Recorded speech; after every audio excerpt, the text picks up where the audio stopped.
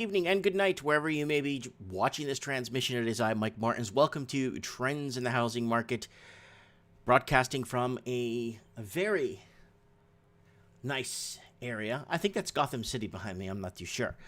But I welcome you all. Welcome everyone to the show. And people are now jumping in, and the comments are starting to take off. And a lot of people were commenting on the video that I did. I was wrong. Housing prices. I'm a loser.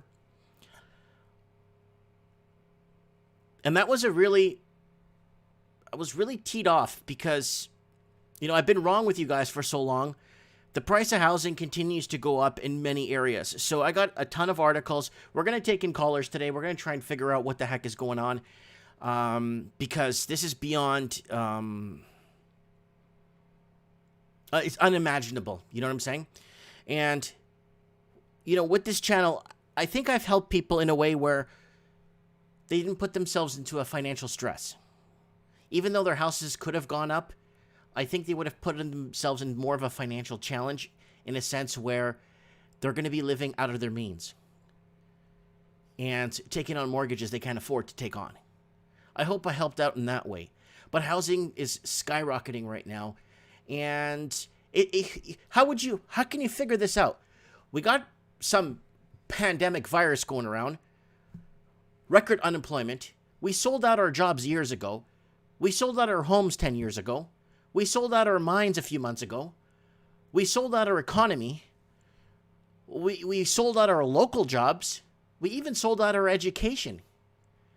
And all I've been doing on this channel is I just wanted everyone to notice. That's all I wanted, was for you to notice. And I just wish that we could set some sort of a ceasefire, like a ceasefire against this economic war we're in right now.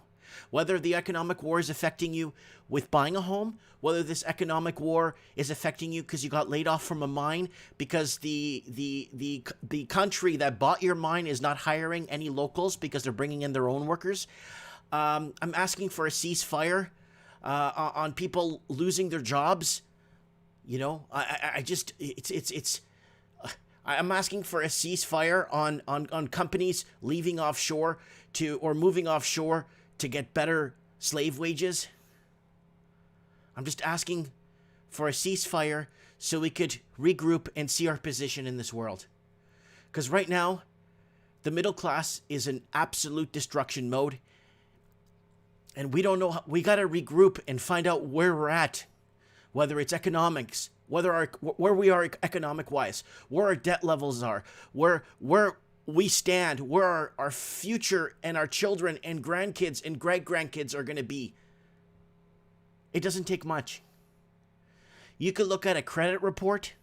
I could look at someone's credit report and I could tell you their life story without even batting an eyelash. I could look at the gaps on file. I could look at the inquiries. I could look at the payment schedules. I could look at someone's credit score and I could tell you their entire life story pretty much. How many times they moved. How many times they changed the number. How many times they've gone bankrupt. How many gaps on file.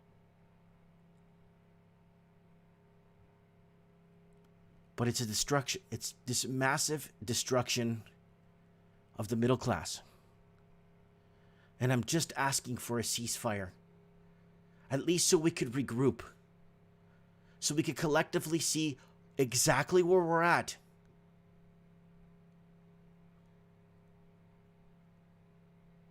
I think if we did find that out, we'd be very, very disappointed.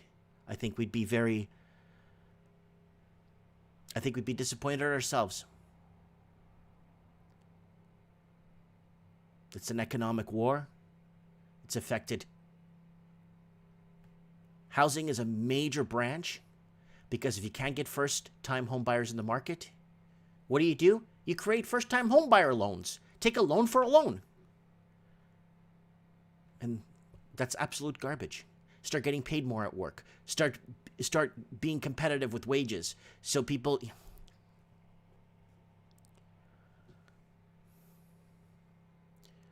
The middle class, the destruction of the middle class is beyond anything you could ever fathom. And I think it's going to get, I think things, we like, again, we need to cease, we need everything to stop for, like, I'm not talking about stop as in stop everything. I need everything to stop so we could take it collectively, regroup, and find out what it is we're doing wrong, or what it is needs to be put in place. Because we haven't done this since the end of World War II, where we collectively got together and actually created community, expanded families, worked for the common good, stood up for the common good. Anyways, I wanted to put this out there because I've been wrong. I've been wrong this whole time.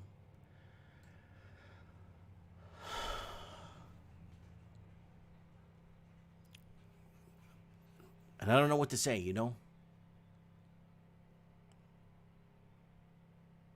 Anyways. Comments are, so we got Red Pill Millennial in the house. We got Paul in the house. We got KCC in the house. We got Lord Humongous. We got IDK77. Real Kevin Thompson. Gem Rose. We need to collectively regroup somehow, somewhere, we've lost a battle on every front. I don't know what to say. Like, we lost. And okay, we lost. All right, now what? Now what do we do collectively? So let's go over here real quick to article scan here. So this is the article I'm talking about. I was reading, housing sales are skyrocketing.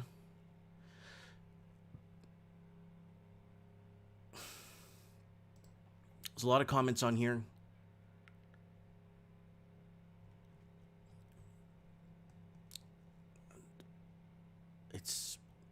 It hurts. It hurts. Because nothing is the way it should be. And it's completely wiped out the middle class. So right now, Ireland is come to grips. Ireland had a very... Let me explain Ireland for you guys real quick before I get on our first caller. We got Morgan that's going to come on the show real quick here. And I kind of want to talk about this real quick. Ireland has finally come to grips where wages... This is from August 19, 2020. That's today. And Ireland has finally come to grips, and Ireland has only seen about 3 years of bidding wars. Bidding wars is a new phenomenon in Ireland. They haven't seen it before until 3 years ago when all these people are standing outside of the homes. Like, what are all these people doing here? Are these people on vacation? I mean, did they miss their tour bus or something? What are they doing? Standing outside of homes and bidding on homes. And the Irish proper is starting to realize. So they need 40,000 new homes a year to catch up for the middle class, or what's left of the middle class. So 47,000 new homes a year for 5 years just to meet the demand. This is affordable housing. And do you know what that means for affordable housing or low-income housing? That means you don't have a choice in life. I prefer higher paying jobs than you have a choice on what you want to buy. And Ireland is finally coming to grips into realizing that nobody makes nearly enough in the affordability gap. Developers aren't building anymore for average wage earners because the property wouldn't be worth building for a builder to be profitable.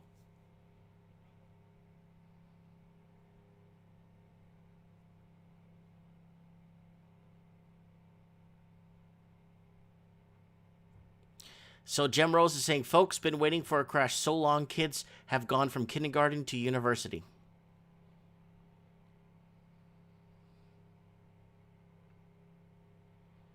Am I the only person that thinks Australia is being used as a template Mike, I've been saying this for years. Australia is the petri dish proving ground for years now. For years. And we'll be talking about that on Mike in the Night. Manitoba's record month for real estate amid the pandemic. Record month in Manitoba. More Canadian homes sold in July than any other month in the past 40 years.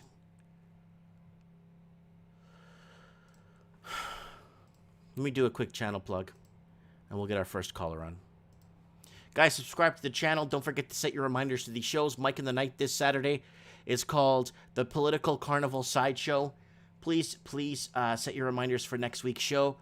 Don't forget to buy something on Teespring if you guys want to pick up some cool merchandise we have here on Teespring. And this is my Facebook if you guys want to message me. Please go ahead and message me on Facebook. And my Instagram. I'll give you guys my Instagram if you guys want to go ahead and send me any show tips on Instagram. I get messages here. It's a little bit easier for me on Instagram. If you guys want to do that, I appreciate that very much. So that's it. Trends in the housing market. Let's get our first caller in. Morgan.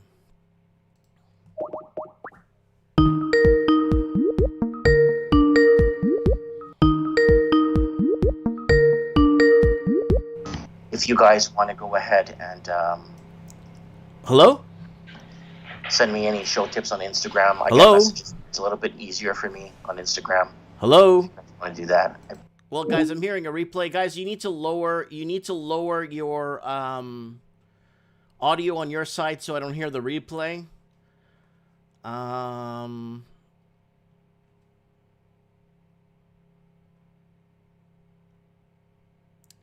Let me try Morgan again. Morgan, if you're listening, buddy, you got to take down your, lower your audio.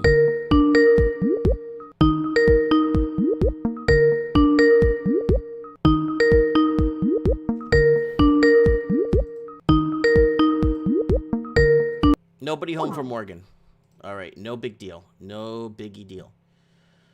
All right, I want to call in, okay, here, Morgan's calling back. Hello, Morgan, how are you? Hello?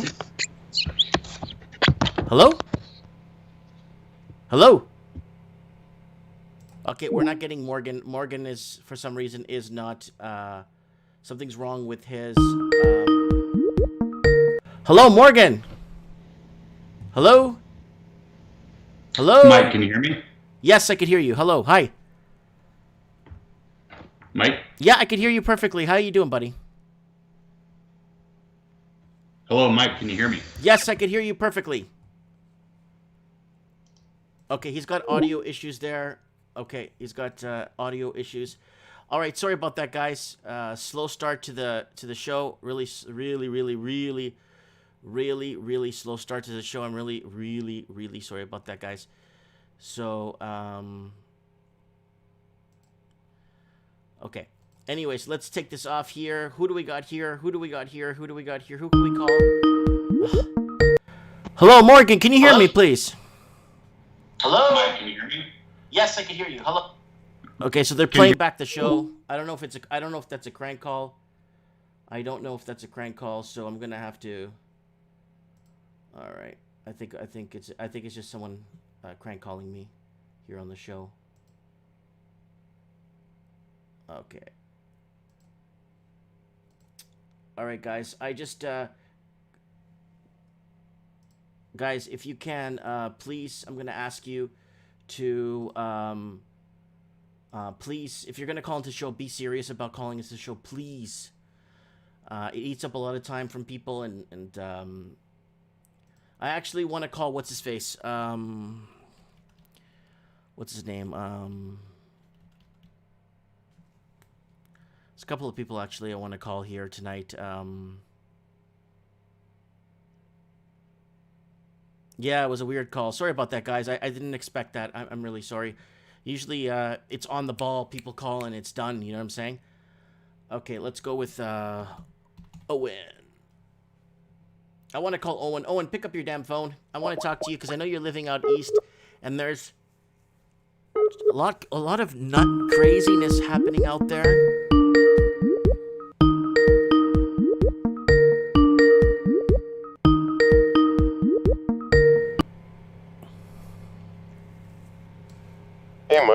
Owen, what's up, dog? Nothing much, man. Nothing much. Dude, I want to Just get you watching on. you in bed. I want to get you on the show tonight. I don't know if you caught my last show or my last video I made. How housing prices are taking off. They're taking off everywhere. They're taking off in Ireland. They're taking off in parts of Australia. Not all of Australia, because prices are declining in some cities. But you got almost every city in Manitoba, a good majority of Ontario, Vancouver. Sales are going up Yeah, like crazy. yeah. I've seen it. But uh, the only thing that's kept me level-headed is if you can't pay to maintain it while it's going up, then you shouldn't be in it anyway. So I know property taxes are becoming super expensive. Well, we discussed property taxes. You came on the show, right? Yes. And I think that's like astronomical, the pricing of the property tax. So now you've been a sideliner. You have a big chunk of a down payment you could put down at any time, and you could basically be prosperous. You're way above average salary earner. Like, you have a very impressive income. And why the heck? Why aren't you in a property? Like, I know is it? I'm just not seeing the right. I see the writing on the wall, but why are we allowing this to happen? I have no clue. I have no clue why we're allowing this to happen. I haven't bought personally because I don't think it's worth it. It's I definitely wouldn't want to. yeah. I wouldn't want to put myself in something, or buy something that I don't necessarily like or want, especially when I don't feel that it's worth it, right? Just to get in the market, so to speak. So, have you looked far away? Me, no. I haven't looked far away only because I need to get back to the city for work. If I were to move that far away, then I'd just quit my union and do my own thing somewhere else. Quitting the union, yeah, and doing something. I don't even know. I mean, is it better for you to do something like you got to pay to, I don't know how to explain it. You got to pay to live, right? So you're paying it's expensive to live where you are. Do you think you're better working 3 days less a week, making less money, but living more comfortable in a different area? Yeah, in theory that would be good, but everywhere here is expensive now, so it doesn't matter where you go, right? I heard, yeah, the main city, the secondary cities, the tri-cities, the quad cities. Now we're getting to the U.S. border. Yeah, we're pretty much there already. Yeah. Have you considered maybe okay, let me think this out here. Maybe moving to like another province? Because I know Manitoba's going up like crazy. I got the article right here. Manitoba's on fire. Oh, Manitoba. Wow, what's out there? Yeah.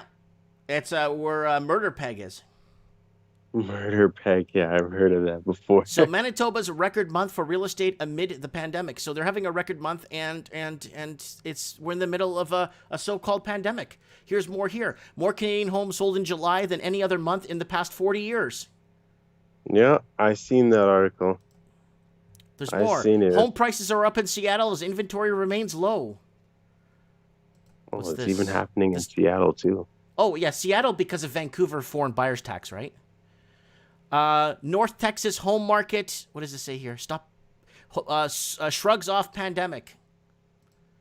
Shoot, so this is happening everywhere. Yep. When homes earn more than jobs, how we lost control of Australian house prices and how to get it back.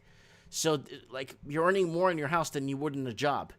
More Yeah. than 1 in 7 Sydney home owners are dropping price expectations in a bid to sell. That's what data's showing.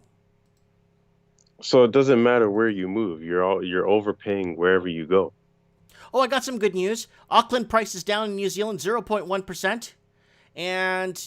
But the bad news is national prices rose from 638,000 across the board, 638,000 to 660 across the board. Benchmark price. Holy shit. Rising property prices defy expectations. This is from Scotland. Then we got Perth's rental market heats up, but some are being left out in the cold. No signs of Irish property sales spurt as British home buying surges post-lockdown. So property sales spurt as British home buying surges past lockdown. So I don't know. Mike, Huh? I got a question to ask you. Yeah. So, how are the parents that have kids gonna deal with this? Like, what are they gonna like? What are their kids gonna do? Well, I said it on my yesterday's video. What I'm gonna do, let's say my kid, for example, let's say he wants to be what you do. Let's say he wants to be an electrician or something, right? Yeah.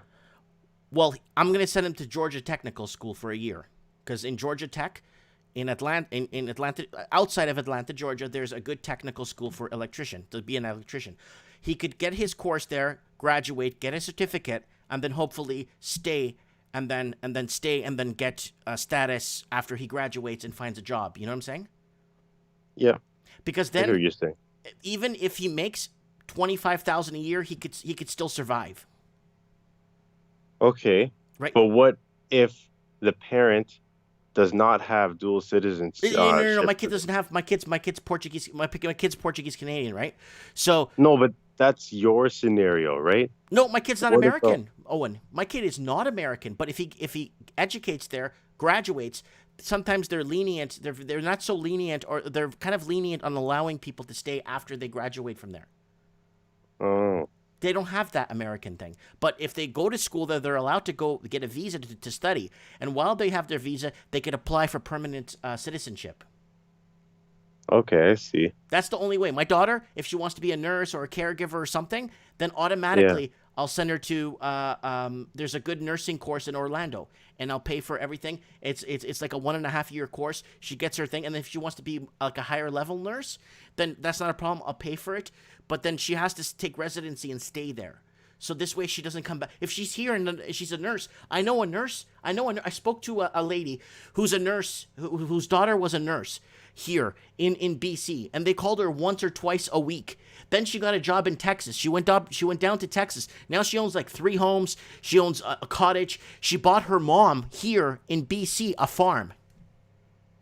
Wow. Yeah. All that in the States? Yeah, all of it. I'm not making this up, Owen. If you ever come to visit me, I'll actually introduce. If you ever come, you know where I am. If you ever come to see me and want to come and visit me one time, I'll actually introduce you to this lady, and she'll tell you. Holy shoot, she got all that for us. Because I remember when you made the video about her leaving, going to... No. This was the other lady that left to Ocala, Florida. That's somebody else. Oh. That was the nurse that was at a major hospital here in Vancouver that was sharing a 1-bedroom with 4 people. Holy crap. Yeah. Jeez. So yeah, you're basically saying anyone that has a kid should send their, or a kid in Canada should send their kid to the States for schooling to try and make their life there. You can't do it here, Owen. Okay? Now you're gonna tell me how you could do it here with it. Could you tell me, please, Owen? No. I'm not arguing. I just want to know: is there an angle I'm missing here? Am I doing something wrong? You know what I'm saying, Owen? No, you're not. Hold on, we're losing Owen here. We're getting a poor network connection. I'm just trying to figure out. Owen, are you still there?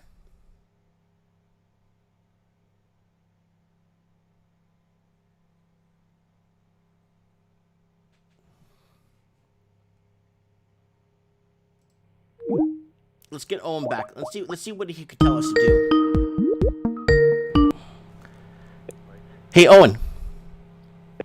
Sorry about that. Yeah, don't be sorry. So tell us, like, what's your angle on this? I don't have an angle. I wanted to get your feedback. Oh, I know, Owen. No I know clue you want how to to start a tackle. I know you want to start a family. I know you want to have. I know what you want, Owen. And I wanted that for years, and I had to leave the city of Vancouver to obtain what I have today, because I was never going to make headway there. Yeah, and that's what I'm feeling like here. Yeah. The only thing I could think that could make sense is to send my kids to places I know I've been in the States. And then this way, this allows me to go visit them while they're down there and studying and stuff. Yeah. And it's like, I'm going to close up shop. I'm going to Atlanta for a week and see my son. Or I'm going to go see my daughter in Florida. Yeah. No. You even have cousins in Boston, right? Massachusetts, yeah. Cousins and aunts and uncles and yeah. Oh, yeah. In Massachusetts. But then, So Boston universities are expensive. You got like Harvard, Yale, all those ones are there, right? Yeah. And there's not too many good technical schools there, so you have to send them to like, because I want my kids to get technical, like nursing or stuff like that, right? Yeah. Yeah, I understand. Do you think it's a bad angle? Situation. Do you think this angle is kind of bad? When I'm thinking, like sending the kids somewhere else to study and obtain citizenship somewhere else. No. That's not bad, but it's if people don't have the financial backing to send their kids to the States and do education in another country, right? Essentially, then what do? They're stuck here with their kids, right? Mm-hmm. In their house. Yeah. That's the thing. A lot of people don't have the financial backing to send their kid like that to school in the States. Well, remember, I'm not sending them to university. I'm sending them to a technical college, right? So it's a 1-year course. Most of them are just 1-year courses, right? Yeah. So, but remember, Canadians are $200 away from bankruptcy, right? well, being homeless. Never mind bankruptcy. Being on the streets. And this article that you're referencing right now, Owen, that was actually before COVID. Yeah, I know.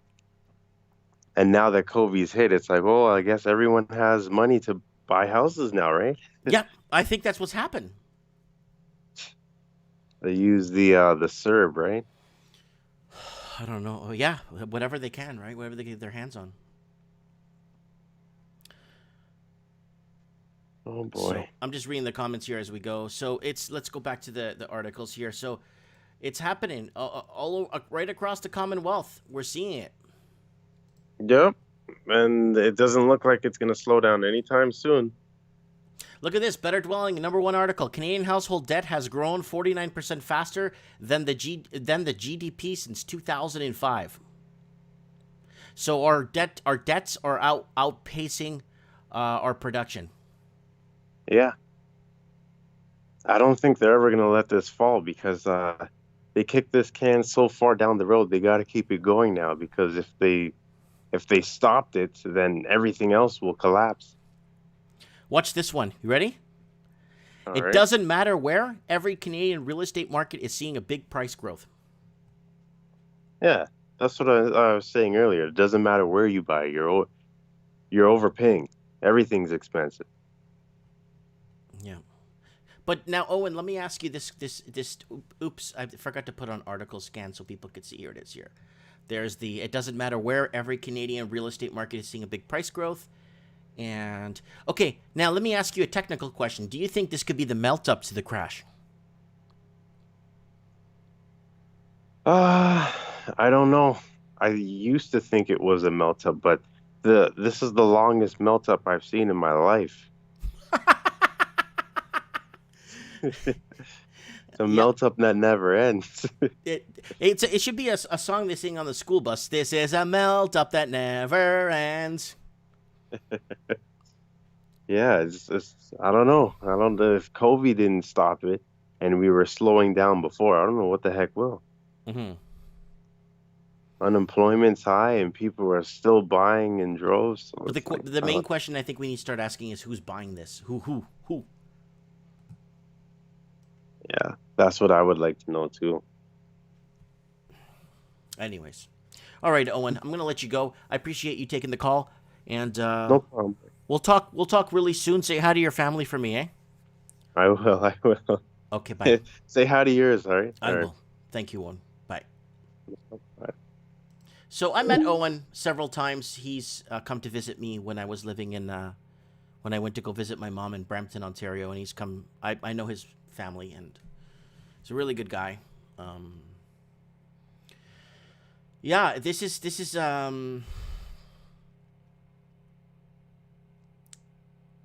let's get. I want to get. Prices are going up, and let me see who's in the comments here. Who can I? Delinquencies haven't hit the wave is just about to begin, says somebody.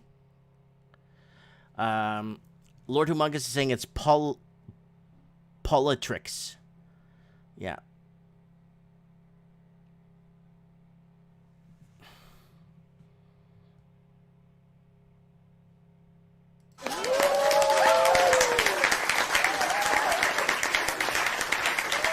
Okay, somebody else wants to add me on Skype.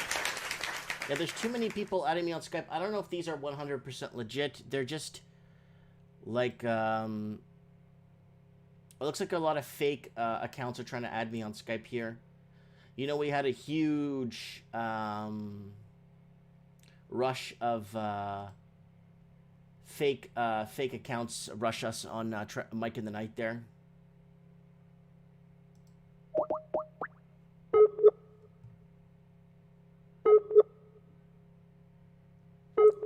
There's another person that messaged me here in depth. See if they could pick up the... I don't think their Skype is on.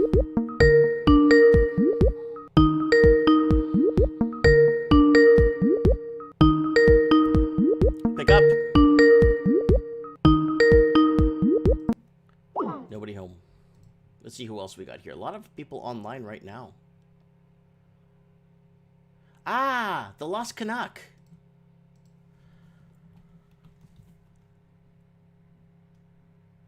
There he is. Oh, he's got like 9 Skype accounts. Let's see if he picks up.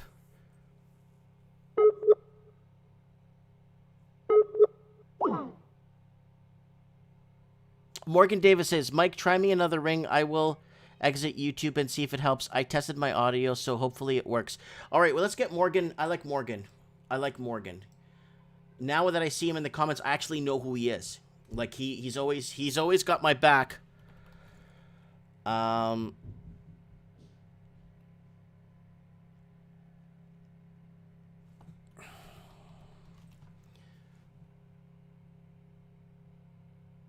right, let me see if I could find him here. Wow, there's so many Morgan Davises here. Oof. There's a lot of Morgan Davises on here. Anyways, let me just see if I could find him here. Let me get, you know what?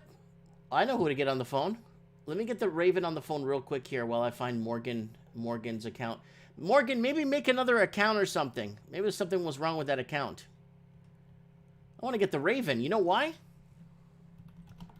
I'll tell you why. Because he's selling his place. I don't know what's going on, but man, I got like 7 Ravens here in Skype. Let's see if he picks up.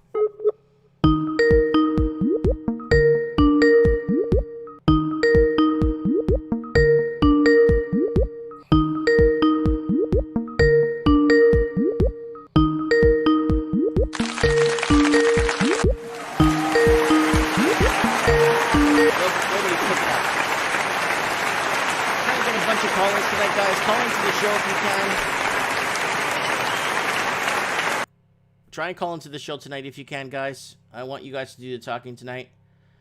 Let's see who we have. Lost Canuck isn't answering. I'm just trying to see, like, everybody's in the chat, but no one's picking up. Man, no one's picking up. I guess everyone's enjoying the weather. Everyone's out and about. It looks like Mitch is on. I don't know if Mitch is in the comments, though. I don't want to bug him. Let's see if Mitch picks up. Mitch is good. I like Mitch.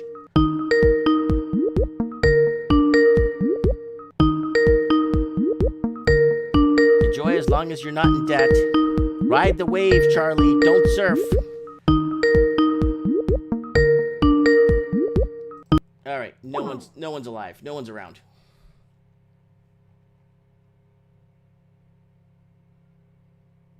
All right. We got nobody. We got absolutely nobody. There's a guy named Aman. He called last time, but he called so late in the show. Ed. Let's see what we got here.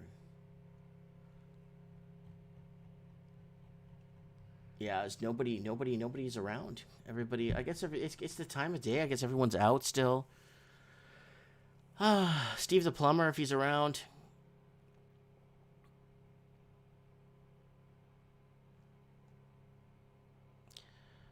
Because this market is going nuts. Canadian household debt has grown 49% faster than the GDP since 2005. It doesn't matter where, every Canadian real estate market is seeing a price growth. Head of Canada's housing agency, vested interests are strongest right before the fall. Now that 47,000 homes are needed in Ireland because nobody could get into the markets in Ireland. We got Manitoba's record month for real estate amid the pandemic. For people that don't know where Manitoba is AKA Peopletoba. We got 3RG trying to call. Dude, we're doing housing tonight, dude. We're not talking about, we're not doing Mike in the Night. We do that on Saturdays. Please, guys. Yeah, see? He even says, I'm too spicy for Mike's show. Multiple offers in Vancouver. Woo! Come on, SB, call me in. Come on, guys. Jem Rose says, I'm going to try hooking up my mic. Here it is, guys. For people that don't know, Manitoba is a province in Canada. Manitoba borders Ontario and Saskatoon or Saskatchewan. Now, Manitoba is like north, I think, of Wisconsin. I'm not looking at a map right now, but I think it's exactly north of Wisconsin. Manitoba, right? Manitoba, I'm trying to explain where it is so you guys know where it is. It's this place in Canada. So a lot of people don't know where Manitoba is, right? But it's got a record month for real estate. I bet you if you asked everybody that lives in the States that doesn't live in Wisconsin or like other states, they would have no idea where Manitoba is. But it has a record month for real estate. How you like them apples?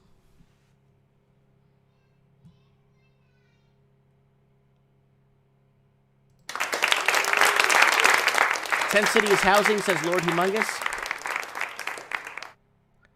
The liar from the Shire says Australia doesn't have any. I want the liar for the Shire to call in. The liar for the Shire from the Shire. Sorry, the liar from the Shire is always commenting and giving us some good, productive, good criticism, good productive feedback. I want the liar from the Shire to call in.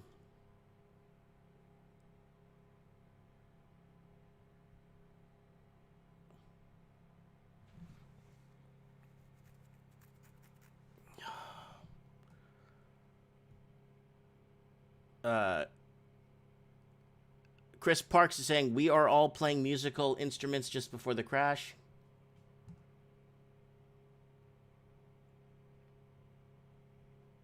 All right.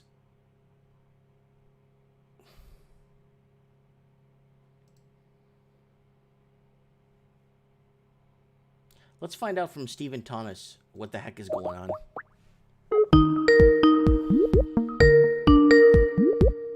See if he picks up. No one's picking up tonight.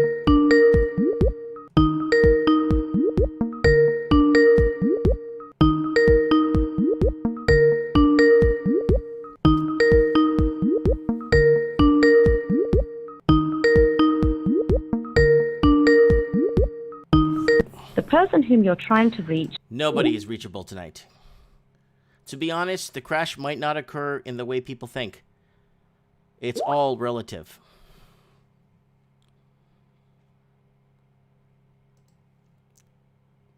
All right, I have somebody messaging me. I don't know if it's a fake account. I don't know what the heck is going on.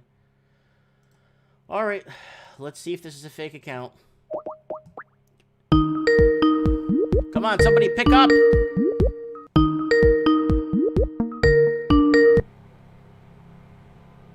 Hello? Hello? Hello? Nobody home? Nobody home. Oh, it's actually like a legitimate person trying to call. Let me call back.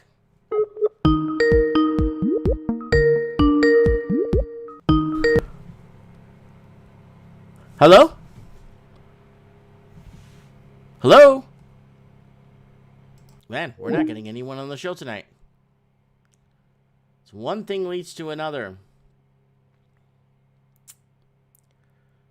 Wow. Is there anybody around?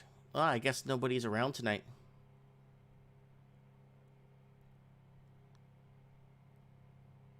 Yeah, another dud call. No one's talking. No one's replying. Okay, here we go again. Hello, how are you? Hello? Okay, here we go. Done. Nobody, come on. I guess people's Skype is not working properly, or I don't know what it is. Yeah, it looks like we're not going to get anybody. Nobody is available tonight. Okay, here we go again. Hello, how are you? Hello? Hello? Nobody home? Nobody home. All right. Okay, let's call Mitch Madden back.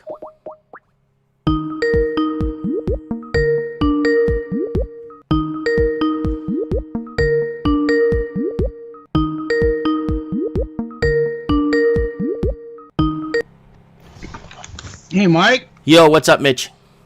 What's up? Yeah, I didn't get your call because I was trying to get off of it and then mute your so we didn't have an overdub. Yeah. You gotta, guys. When you're calling in, you gotta mute the show you're watching. What people expect to do is to reply to me while watching the show.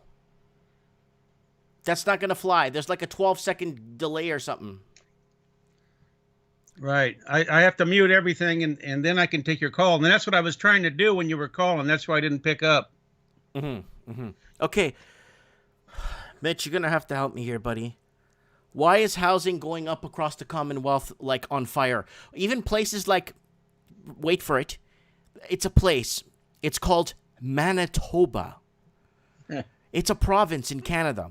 Very unheard of and very undiscovered. But still has a record month for real estate amid the pandemic. How is that even possible, Mitch?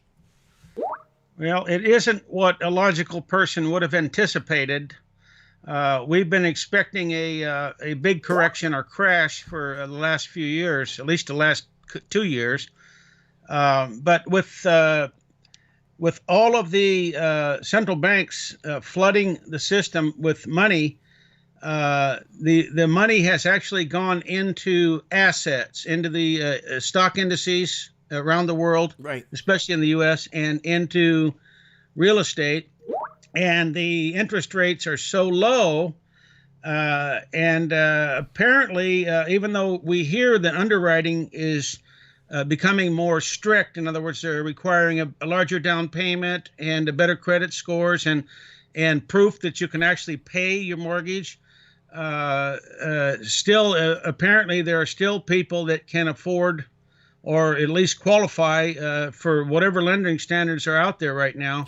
Well, so Mitch, just a combination of money flooding the market, low interest, and relatively lenient qualifying standards, I think is helping the market right now. Well, let me tell you something, Mitch. I think the banks, I think in Canada, I think they're doing their jobs, because I wanted to buy a building here in town. I don't know if you remember watching those videos. I wanted to buy a building in town for my store. Yeah. And I was only $30,000 short to buy the building.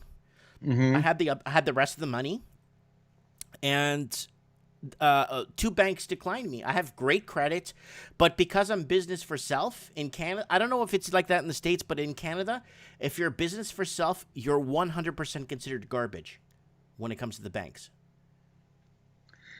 Yeah, well, here in the States, over the years, I've seen underwriting standards fluctuate from, like a pendulum swinging from one side to the lenient side and then back to the strict side. I've had legitimate assets completely disqualified from my loan applications, legitimate income completely disqualified for one reason or the other during strict underwriting. And then there's been other times when things were lenient, when I've been able to call the bank and within 3 days get $100,000 put into my bank account. And then another time, $75,000 within a few days put into my bank account because they were so damn lenient.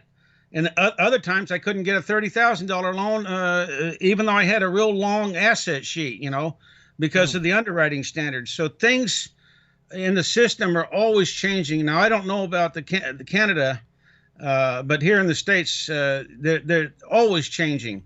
Yeah, because I own a house free and clear. I have a bunch of cars. I don't have any debt. I do have a good credit score. And I think it was $33,000 short for buying the building. And I had the rest of the money. And yeah, I used to be part of a lending group when interest rates were real high in the early 80s. We were making loans for 18%, 20%, private loans secured by real estate, second and third deeds of trust. And we had a loan committee, and we would look at the person, look at their assets, et cetera, et cetera. And I know in your situation, trying to buy, I mean, you were the most solid risk, and there was no risk at all with you, really, because you're putting most of the money down. You're buying down all your equity. So being the bank being in essentially in first position, if you were only trying to get $40,000. No, it was like almost $30,000. That's it? Yeah. I went to 2 banks. They disqualified me. They said, because you're business for self, you are garbage. Yeah, well, there was no risk whatsoever from the lender in your situation. None whatsoever. Well, they could have taken the building. They could have taken my house and all my cars if they wanted. And kept the down payment not the down payments, the almost payoff that I would have done. Well, I think that maybe the system, it's true that maybe the system is looking for idiots who can't afford to pay back their loans, and that's who they're giving the money to. Yeah, that's what I'm thinking. I honestly, wholeheartedly, because I told them they could even do like a 1 or a 2-year amortization on it, and I could pay it back in 2 years. Like, it's not a big deal. And they said no. Yeah, that one baffles me, but there must be an underlying reason there from the bank's perspective.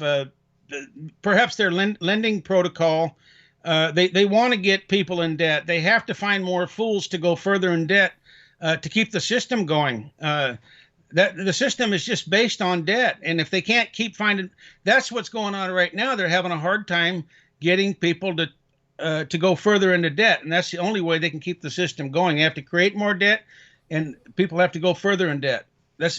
We're already saturated, totally saturated. We can't take any more debt, but they're trying to figure out ways, and I think that has something to do with why the housing market is now.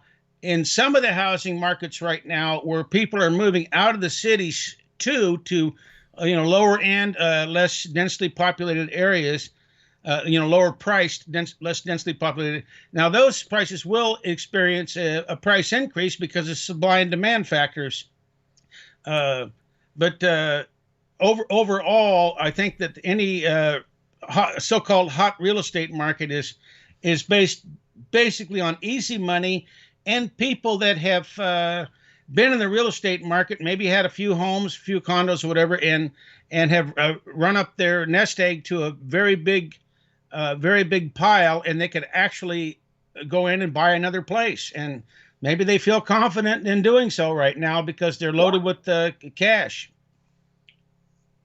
Okay, let me ask you a question, Mitch. It's a very important one, okay? Somebody, Kevin Thompson in the comments is saying Mike is costing people a fortune. Am I costing people a fortune by telling them not to buy, or maybe to make sure, that they could afford to buy and calculate their own TDS, but don't trust anyone, do your own research. A house is the most important asset you will ever buy in your lifetime, and you don't want it to haunt you for the rest of your life. I mean, am I costing people a fortune, Mitch? No, Mike. If you look at the price of housing in the major metropolitan areas in Canada, like Vancouver, like the GTA or the Montreal, any of those places, and you go in and buy a piece of junk place in the city for $1 million, piece of junk place. By the time you get done paying the interest on it, the property tax, I don't know if they have stamp duty or what in Canada. The stamp duty is in Australia. In Australia, that's a 4 to 5% stamp duty, I think. Anyway, by the time you get doing and all the maintenance and over the years, you end up paying for the house at least 3 times. So a $1 million junker in Vancouver over 30 years, you'll end up paying $3 million for. And they've got a stranglehold on you. If remember, real estate is not liquid. And no, by the way, to answer your question more specifically, you have not steered anyone wrong. I've been following you. You know, I've been in real estate since I was 23 years old. I bought my first house in the Napa Valley, in Northern California, and I've been in real estate for years. I've followed, I've studied it. I've been in partnerships and all different kinds of activities. And no, you haven't steered anyone wrong. You've given them sound advice. No one could have foreseen that this little continued bump in real estate against all logic, all the odds, and it's just it has to peter out. I don't think, at least if you look at any time in history, it cannot continue forever, or at least you would think it couldn't continue forever, although some people believe it'll continue just going up and up and up forever and ever and ever. I don't think so. So Metal Gear Mark III is throwing something up there. Garbage to the moon. That's what's happening. It's just more and more bail-ins and all this other garbage and quantitative easing. Now, let's talk about the United States. You're seeing this mass exodus of the East Coast. We're talking from Washington State right to the bottom of California. We're seeing tens of thousands of people leaving every quarter into Salt Lake City, Utah, Nevada. Arizona is completely changing. I did a video, I don't know if you saw it the other day, Mitch, that somebody left a comment saying, I'm becoming a statistic in Arizona now. Because I read that entire article. Yeah. And that was very interesting to think that a place where Californians were exiting to en masse, just like they have in Las Vegas, Nevada, and Phoenix, Arizona, places like that, is now being people are being outpriced, and they're being ran out of there. And there's that kind of migration. Real estate is not a transient type of business. It's migratory. There's a difference between transient and migratory. Transients, just like a certain crab species, they actually migrate, and there's a migration pattern that you can follow. They don't just, but there's some species of fish that, as far as if you're a commercial fisherman, that actually are transient, and you never can figure. It's a guessing game trying to figure out where they go. People are migratory. They're not transitory primarily. They hear about a place where it's more affordable, where taxes are lower, where there's jobs, et cetera, and they all start flooding into that area. And so that's a migratory move based on affordability facts on the levels. ground. Yeah, I call them housing migrants. They're housing migrants. They just can't afford it. Like me, I couldn't afford. It's not that I couldn't afford to live in Vancouver. I don't want to spend $1.7 million on a teardown in Vancouver. I'm sorry. There was a house that I did a video on. They forced me to take the video down because they were going to sue me. There was a house in a cul-de-sac in Vancouver. It was the biggest piece of garbage you'll ever see in your life. It needed a roof, a foundation. It needed to be re-walled. It needed a new outside. Like, outsiding needed to be redone and re-insulated. It had this huge crack in the driveway. It was the biggest, and the guy wanted $2.6 million for it. If you saw the house, you'd look at it and say, okay, yeah, that's not gonna fly. Like $2.6 million. The average, it wasn't sold to an average Canadian. The house ended up selling for $3.2 million. It went a couple of $100,000 over asking, and I'm not doing that. So I'm one of those statistics. I moved to a smaller town, and guess what? I have no worries. I have no headaches. I have no financial stress anymore. Well, the ideal setup for me, if you're a fairly young guy and you're handy or willing to learn, is to get just to get a few acres with a real good source of water, where it's legal, where you can put in it's perk tested, where you can easily put in a gravity septic system, and electricity is readily available at not too big of an expense to pull in electric power, and develop the place yourself and set it all up. And if you've got a good source of water on a rural property, you can plant an orchard. I've done it. You can plant a big orchard. You can have every kind of berry plant in the world, every kind of fruit tree in the world. You can plant vegetables. You can build compost piles. You get yourself a small tractor, a tractor that's appropriate for that property, and you can do a few side jobs once in a while for your neighbors, to make a little extra money to help pay for the tractor. And you can develop it, and you can end up paying for the property, and then growing so much food on there, you'd have to sell it. You'd have an abundance that you have to sell or give away. I mean, you'd have so much on there. Right. And the water is totally free. Is all you have to pay is for the electricity to turn the electric motor that turns the pump that pumps it. Right. So now, I just want to go back on the mass exodus of the east coast of the United States. I just wanted to ask you something. I've been looking at U-Haul records and U-Haul, like that's publicly posted. The amount of movement going east. Now, what kind of economic distress are you going to see? Are these municipalities in the West Coast going to start raising taxes to offset the loss of taxpayers they're losing? Like, how does that work, Mitch? Certainly, they have to go further in debt. They have to beg for money. They have to increase fees, service fees, permit fees, bridge toll, road toll, and then, like in California, they're now proposing up in Sacramento a wealth tax. Yes. There's like a little over 30,000 multimillionaires in California, and they're going to propose a wealth tax of it's on a sliding scale, I think, where the more net worth that you have, the more you're taxed each year on not on your income, but on your worth on. And that will drive out probably 75% of rich people, unless they're really dumb rich people. That's what happened in New York recently, because New York was seeing this mass exodus because New York was losing a lot of good blue collar and white collar taxpayers that are moving to other estates because they don't want to be on the hook for all these pensions in New York. And now the rich are starting to see the pinch, and they're getting out of Dodge.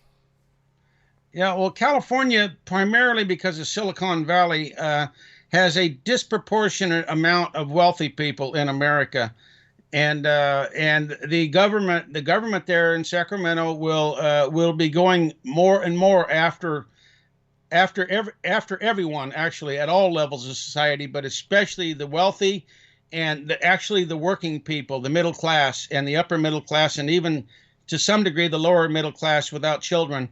They will go more and more and more, and they will drive out all of these people.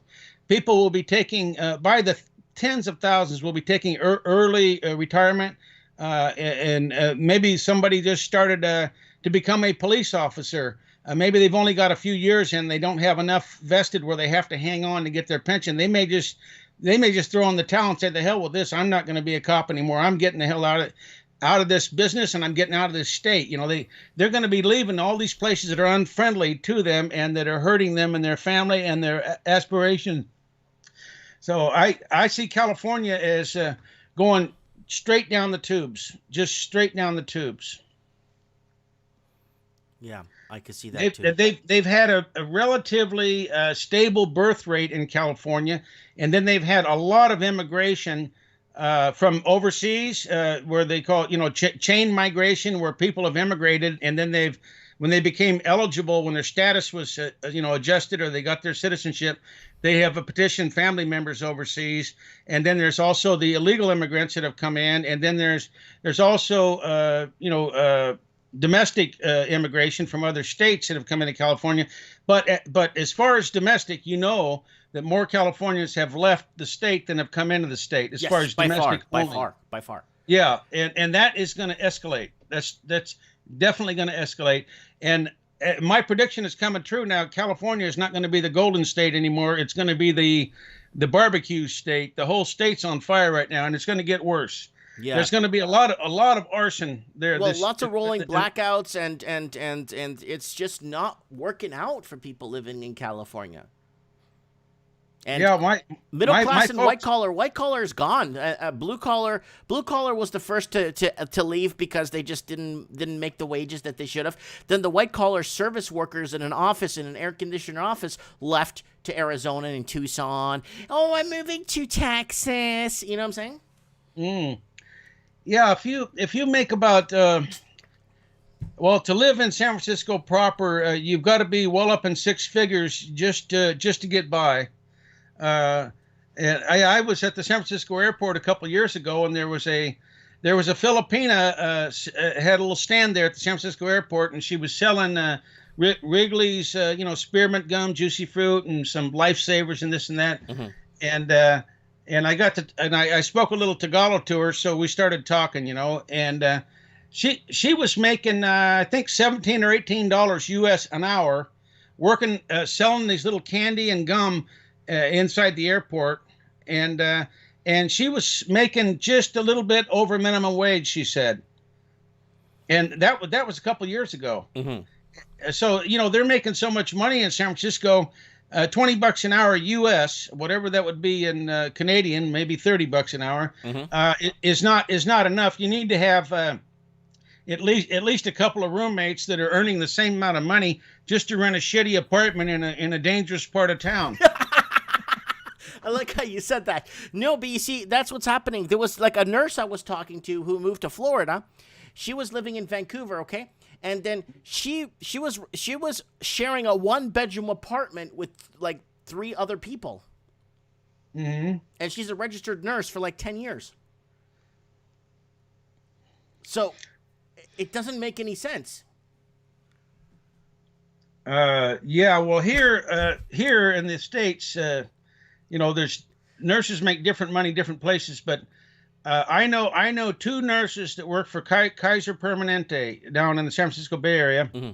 and they make about $85 an hour, and that's just for starters. That doesn't include their whole Canada, their whole it's like benefit. $35 an hour. Then you take home 10 after tax. Well, 20 after taxes.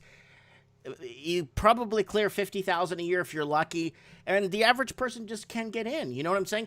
And when you look at these articles, like let me find here that article here. What was it?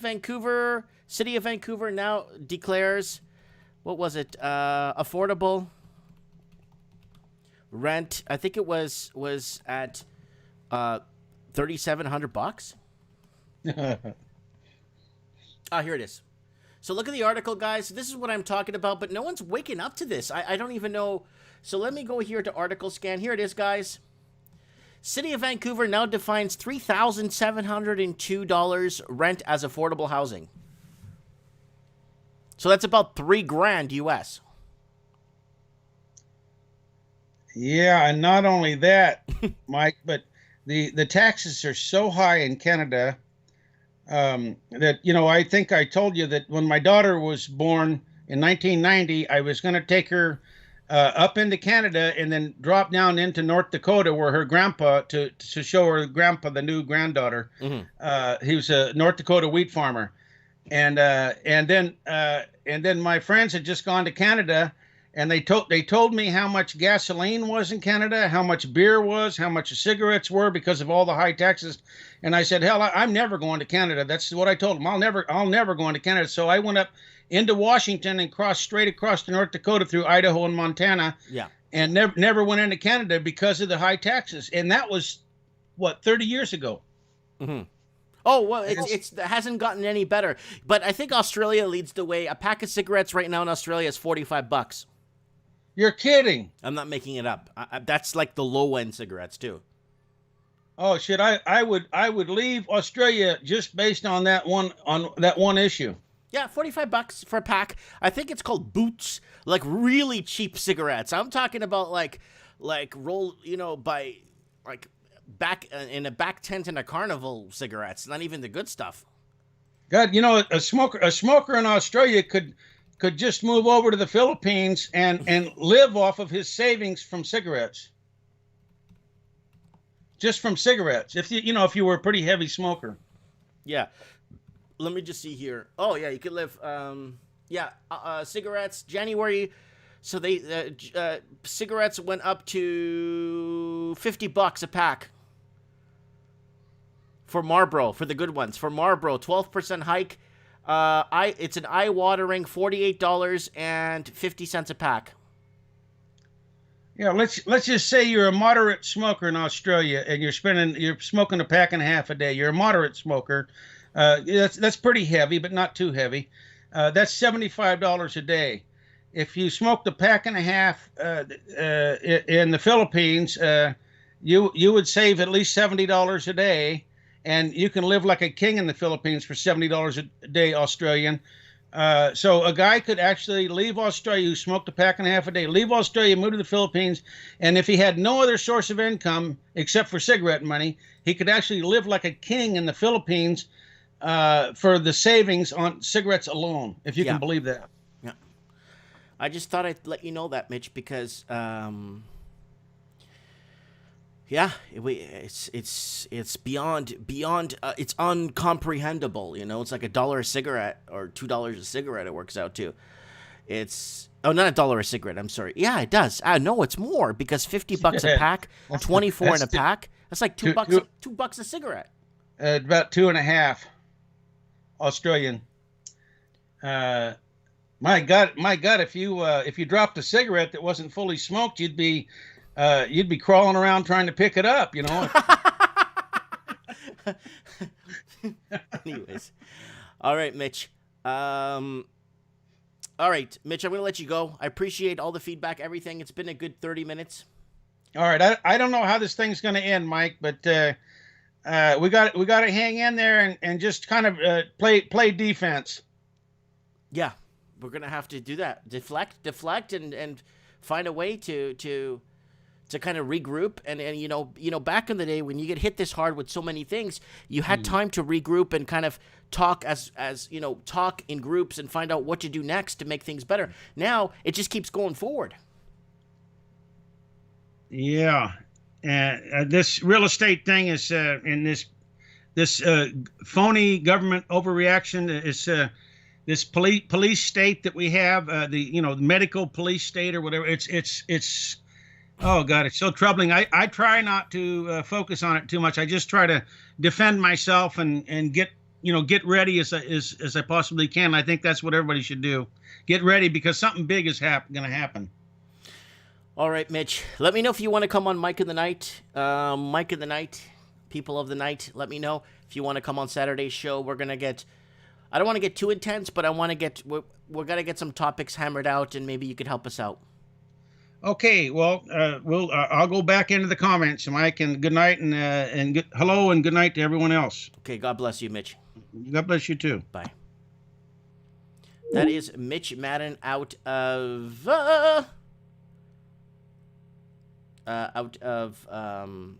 Oregon. All right, Mike wasn't on for Skype. Okay, let's see if we can get Buddy on back on here.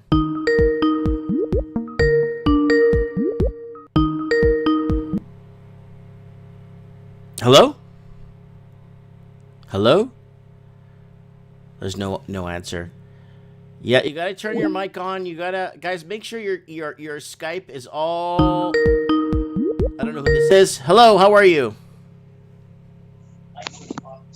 Hello? Mike, how are you? Can you hear me? Good, yeah, I can hear you perfect. You're the first caller. Yes, I'm the first caller, and I was the one that was calling you about a million times earlier, and I sincerely apologize for that. You don't have to apologize. It's okay. It's okay. I switched over to my phone, and seems to be working better now. Oh, Skype is amazing on the phone. It's like you're using your phone. Yeah, And it's even better on speakerphone. It's so clear. yeah. I was trying to use my computer there, and it was like it seemed like it was like at least a minute delay. I mean, Yeah. Wow. Okay. So what's on your mind, buddy? I see you in the comments a lot. What's your name in the comments again? Morgan. Morgan. The That's last name right. Biggs. Captain Morgan.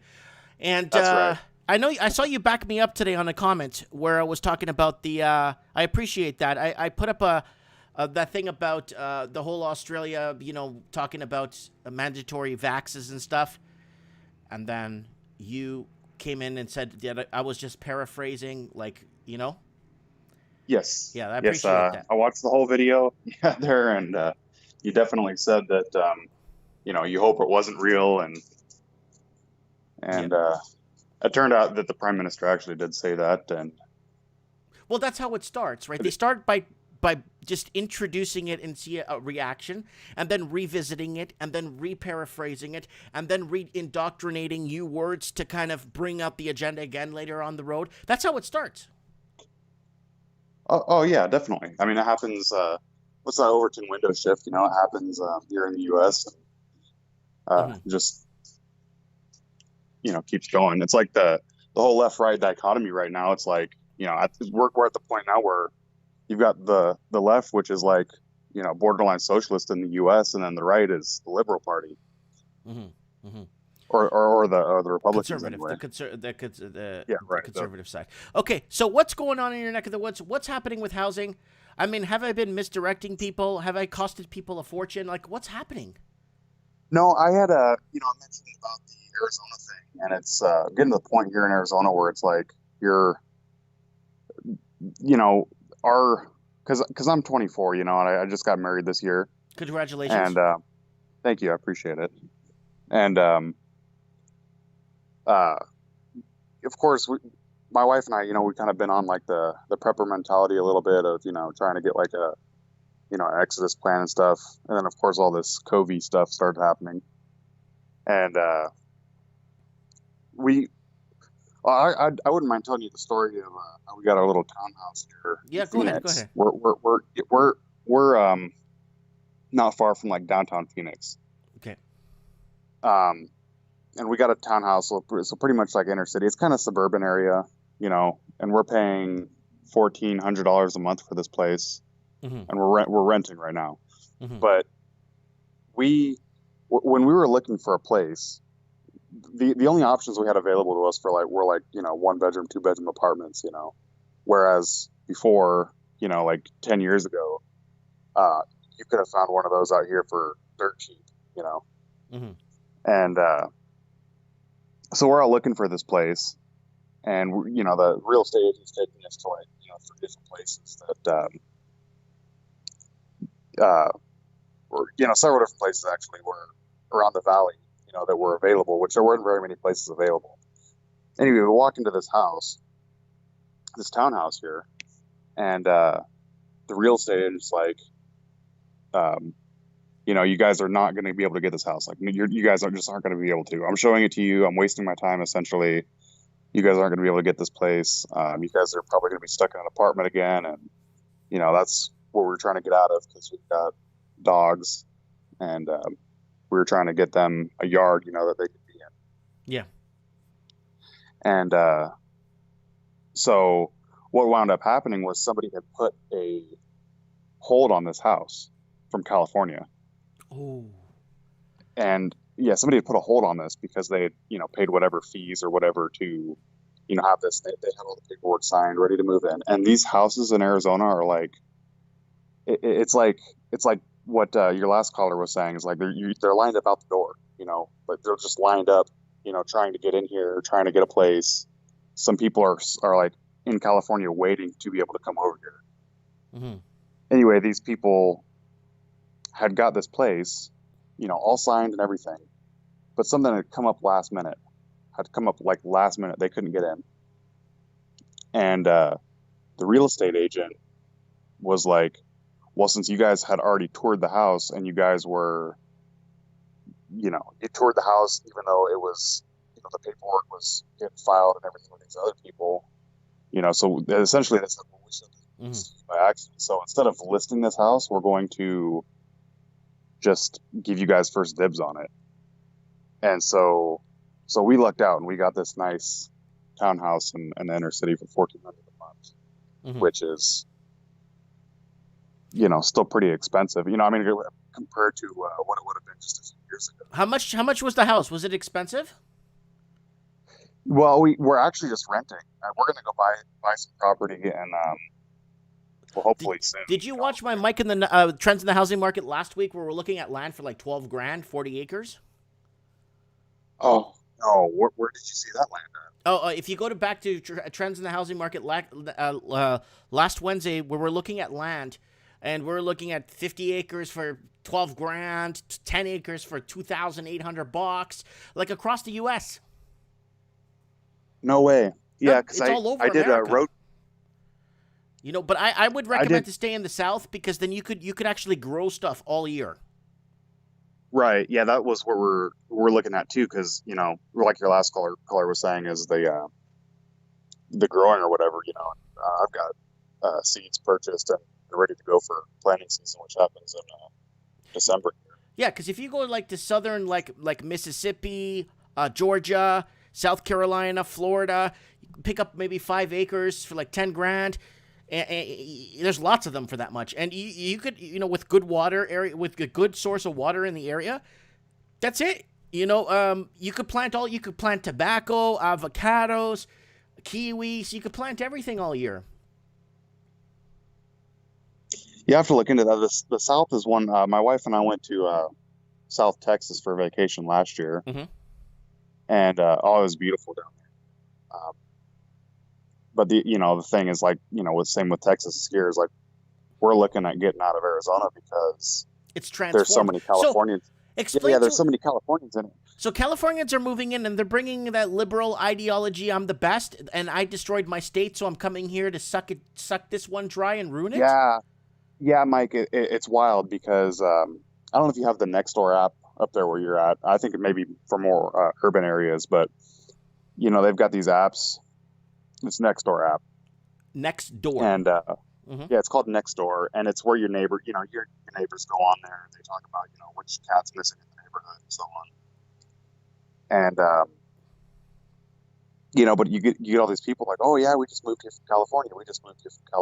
And then so of course something political comes up, and you wind up debating with them a little bit, and they're like, well, we should deal with the homeless problem like we did back home in California. No, you're gonna do what you did in California. No way. No. Yeah, but that's that's the thing, and there's a lot of these folks come here and they are like, oh yeah, we don't want to change your guys' way of being. We know that you guys don't want us here, and which it's not even like that, but but then they'll do things like this where there's like, well, we have to get permission from you guys to vote the way we want to vote, and all these other things they say, and but it's gotten to the point where we lost we're about to lose. We got once, because we had John McCain here, which was our senator, and then Jeff Flake, and John McCain passed away, and we got a Democrat, like a pretty extreme Democrat, this place. Not that John McCain was super conservative, when he was around, but we got Kirsten Sinema, and she's a Democrat. Our state's getting ready to be flipped, and it's been I heard the state's getting ready to flip, and so you're ready to exodus. So Southeast Texas is okay. I think I like the South more, like South Georgia. I like Florida, Central North Florida is really nice. I don't know. I've been to Texas. I don't know. I like Texas is nice, but I think you could get cheaper land further east. Okay. And that you could pretty much again grow all year, right? And you could grow, like I said, kiwi, tobacco, all kinds of stuff you could grow all year, right? Cotton, what else? All kinds of stuff. It just goes on and on. Yeah, Yeah, that's something I'll have to look into more because I've seen some people heading out to Tennessee and some other places where, I've seen where land's what you were talking about, where land's super cheap out there. Mm-hmm. But just from my travels, I've been through Nevada and stuff, and there was some land out in the middle of Nevada that was like 3,000 an acre, Mm-hmm. but that's like land that's, Nevada's like one of the most, what's the word, but kind of like isolated places in the country. It's a desert. Yeah. I mean, you go. There's places where you can go 150 miles without coming to a gas station. And I know you're in Canada, so of course I've sure done you're that. I've familiar done with that. so. I've driven through those states many times, and there are signs saying no gas for this, no gas for that. And you look and you're like, Right. oh my god, I have less than half a tank. Am I gonna make it? Which that almost seems ideal, in some ways, but in other ways, it's like, well, for somebody like me, I've got to be close to where the work is. Right. And and there's plenty of work right here where I live in Phoenix, but it's to the point where, with everything that's going on, it's like we can't really. Are you guys locked down in Phoenix? No, we're not locked down. They've still got business shutdowns and stuff like that. And another thing I wanted to mention, it's not really real estate, but all those, fires and everything that I can't remember what the gentleman that was just on, Mike, what was his name also? Mitch. Mitch. Okay. Yeah. Mitch. Yeah. Our whole valley here in Phoenix has been, just like covered in smoke, like California style. It's crazy. I've never seen it like this before in my life. It's grim, eh? It's grim when you see it. It's just, yeah, it's wild, and then we had some smoke that was coming in from California, which is, 300 miles from here. And, but now it's, these fires and stuff are starting to happen in Arizona. Mm-hmm. And now we're getting the same type of rolling blackouts that they're getting in California. Yeah. Which is, it's like third world. I mean, I guess it's not as bad as third world, but it's, getting there, it's starting to move towards that trajectory where it's. And if you're out east, it's not as dry as where you are too. That's the deal. Right. It's more humid, but then you could put up a bunch of solar panels, you could make way. You could do really well. Put up a bunch of, you don't even have to put them on your roof. You see, here's the misconception with solar panels that a lot of people have. They think they need a big roof so no, you just put a bunch of, especially if you have a bit of land, slant a bunch of, just get a 3/4 inch plywood with a couple of things, create a couple of slants like a V cut in your 2x6, and then set them up on these slants where the sun rises and sets, and you're good. Oh yeah, no doubt. It look like you look like you have a bunch of tables in your backyard, but when people look closely, they'll notice that it's solar panels. Well, but I was actually a few years ago, I was doing some work with a solar company, and the way they're making them nowadays, it's not like the solar panels of the 80s where, they used to you could have no, it couldn't be raining outside, anything like that, no trees, no shade of any kind. Nowadays, if it's cloudy outside, you still produce enough power to power your own house as soon as assuming you've got enough panels. Yeah, and then that's what you should consider: fresh water. Okay, so Californians moving in to your state. Now, is it just them? That's No, that's the main. They're the main ones. They're the main ones. And, so they're affordability / housing migrants that basically just got out bought or outperformed, or like just couldn't afford to live there anymore. So they went to the next state over, and basically, right. Yeah. Well, and what I'd mentioned too on one of those comments that I put on your channel is that these people that have been living in Arizona started off back in the 60s or 50s, pretty much the 50s, 60s, mm-hmm. as a retirement state for a lot of people from other states. Before that, it was like a rancher / mining state. It was just mines and ranches here. Mm-hmm. And then we got all the retirees here, and so there were just a collection of retired people from across the country, and that's what wound up making a large portion of the population throughout like the 80s and 90s. But it's become, like a hotbed for all these tech companies and stuff looking to get out of these like leftist states where the taxes are so high. Mm-hmm. And so all these people from other states are coming in here with their, higher wages from the companies that they work for in, say, California. The people from California coming over here, and they're getting all the houses, the older rundown houses in the inner cities and stuff in Arizona, Tucson, Phoenix. They're gentrifying them, making the values go up. Because, Yeah. Just the number of people here. So the people that have been in Arizona for decades, people born and raised in Arizona, people that have just been, spending their whole lives out here working, doing, air conditioners, mines, whatever it is, that they do out here. They're all moving, an hour away from the inner city into these cookie cutter homes that are popping up everywhere. And these cookie cutter homes are dangerous, man. They're horrible. It's like, oh yeah, dude, it's like, yeah, they're made out of like they look nice on the outside, but they're made out of like spackle board, and they probably won't. I mean, they're probably not even as good as modular homes. I think I heard a rumor that were made from shredded Chinese newspaper rotten apple cores. It wouldn't surprise me. I mean, I've seen some of the woods, and it takes them like, a week to build one house, Yeah, and especially when it takes a week to build a house, you kind of know where. Let me ask you, I don't know if you remember this because you're really young, because you're very young to remember this, but about a decade ago, there was a massive issue, well, it's about 12 years ago, in your area specifically, in your state and in California and in Nevada, where there was a flood the market was flooded with Chinese drywall. And a lot of homes were made with this Chinese drywall that came in, but the problem is a lot of people are getting upper respiratory breathing issues. Do you remember that? I don't remember that specifically. I know before the whole 2008 meltdown, there was all these housing developments that were popping up out here. They weren't catered for California exodus at that time, Mm-hmm. but they were people from, different places that were coming down here for economic reasons, and it was more manageable at that point.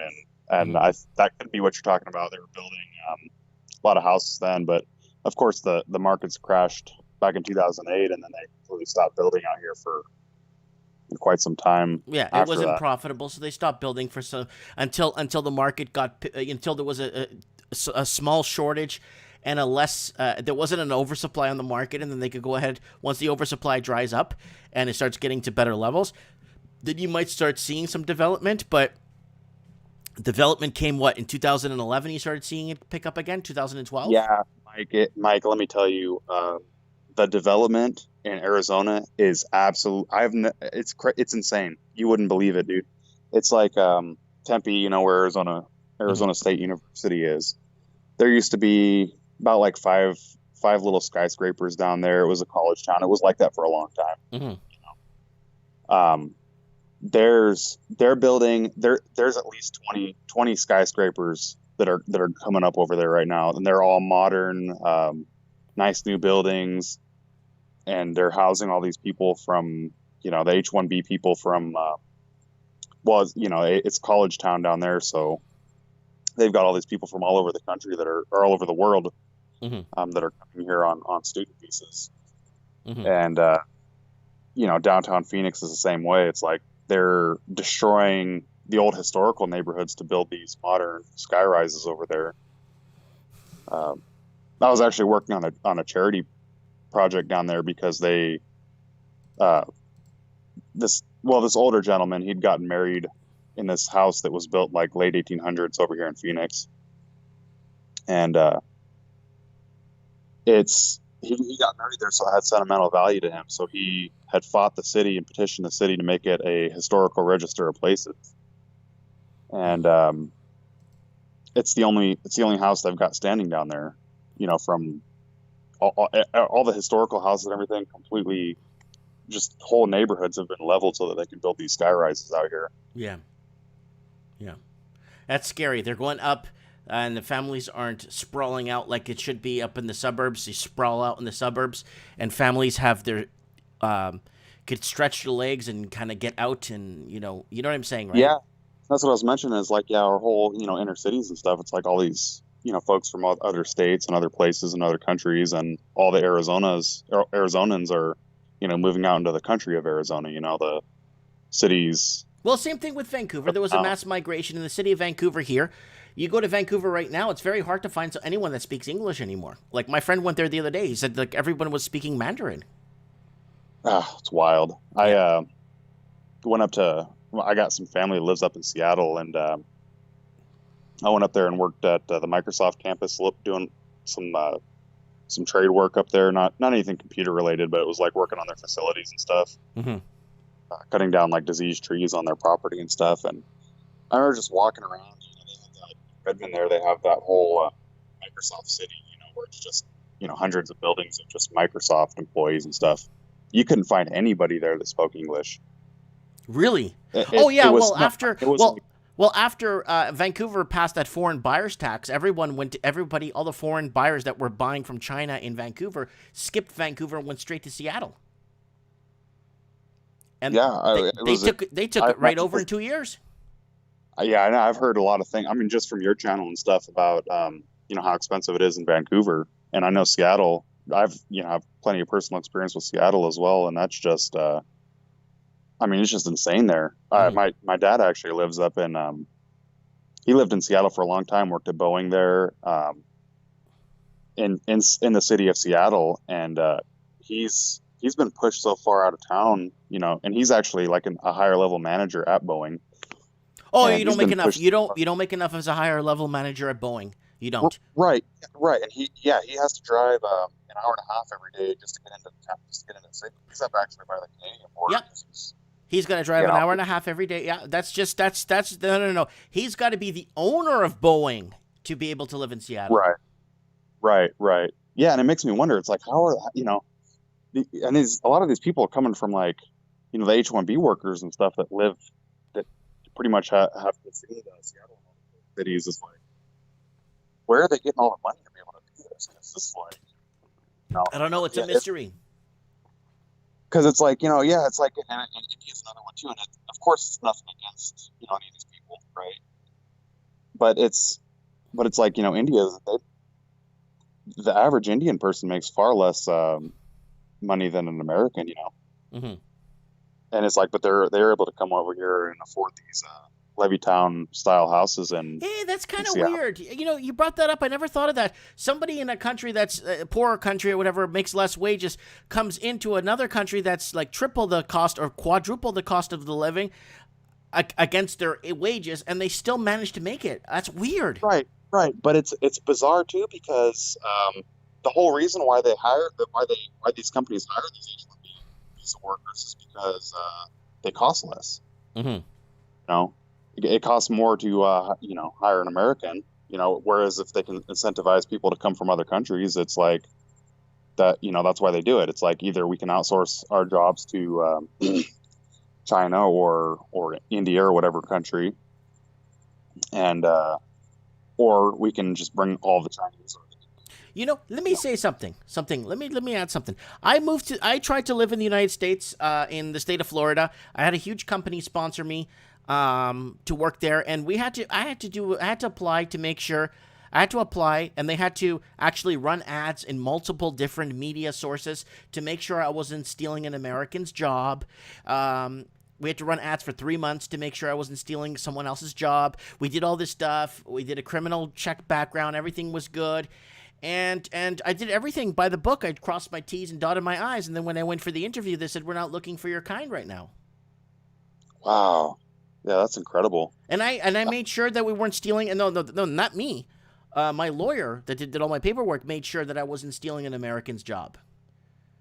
But I guess it depends what country you come in from. I guess that makes sense. I don't know. I mean, I know, obviously it's so bureaucratized here that it's kind of hard to tell like what their regulation is for each country and all that. And of course, historically they've had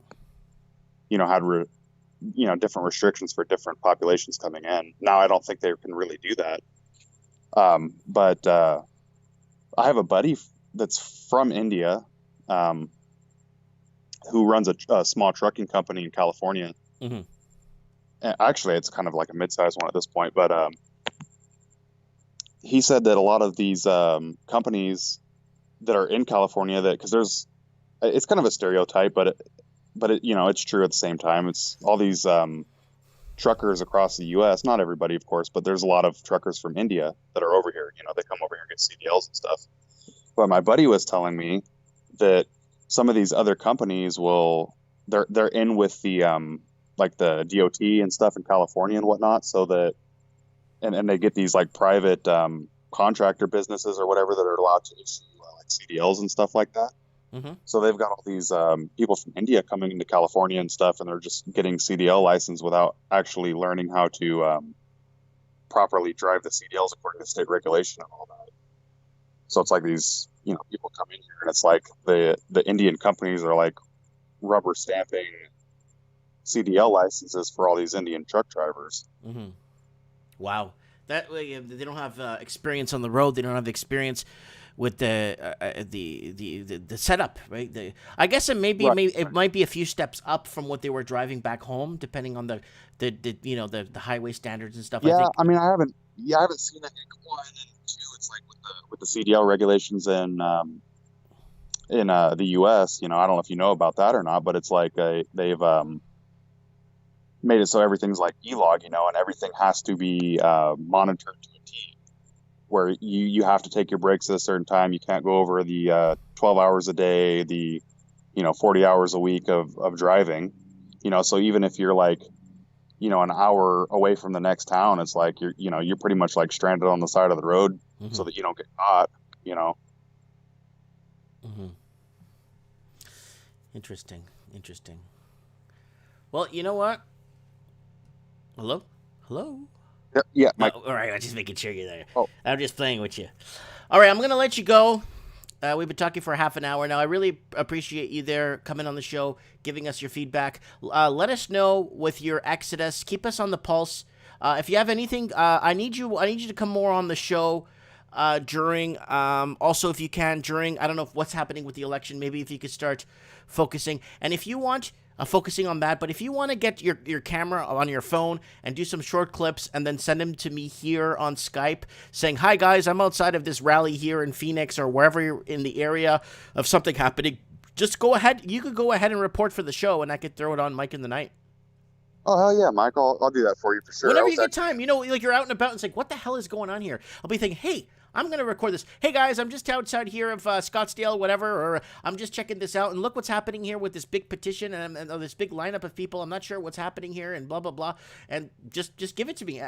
Put it in Skype, drag it onto your Skype, and drag it on, and I could get it, and I could just play it right off the Skype. Oh, yeah, sounds good, Mike. I'll do that for sure. I appreciate that. It's good to have eyes and ears on the ground in every state. Yeah, no problem. Yeah, if you ever need any information about Arizona or whatever, I'll definitely hook you up with that. I'll get you to drive to New Mexico for me. I'm joking. No, I don't mind doing that. I'm joking. All right. We'll talk soon. Stay strong, and I'll see you in the comments, okay? All right, Mike. Thank you. God bless. Bye. All right. Okay, we got someone else calling in. Hello? Hello? I see you. Can you hear me? Why you want to lag? Why is everyone picking me on the lag tonight? Hello? Is your mic on?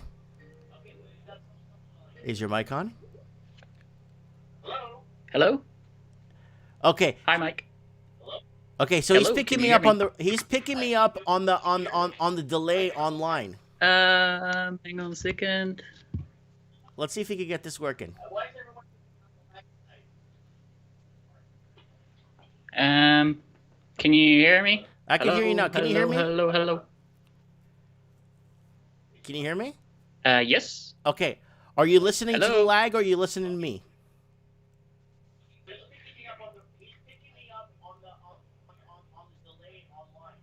Oh, okay. Hang on a second. I know why. Yep. I've got two PCs. I'm watching you on one PC. Yeah, lower that one. Talking on Turn Skype that one on the off. Turn that one off that you're watching me on, so you don't pick up the lag. Hang on a second.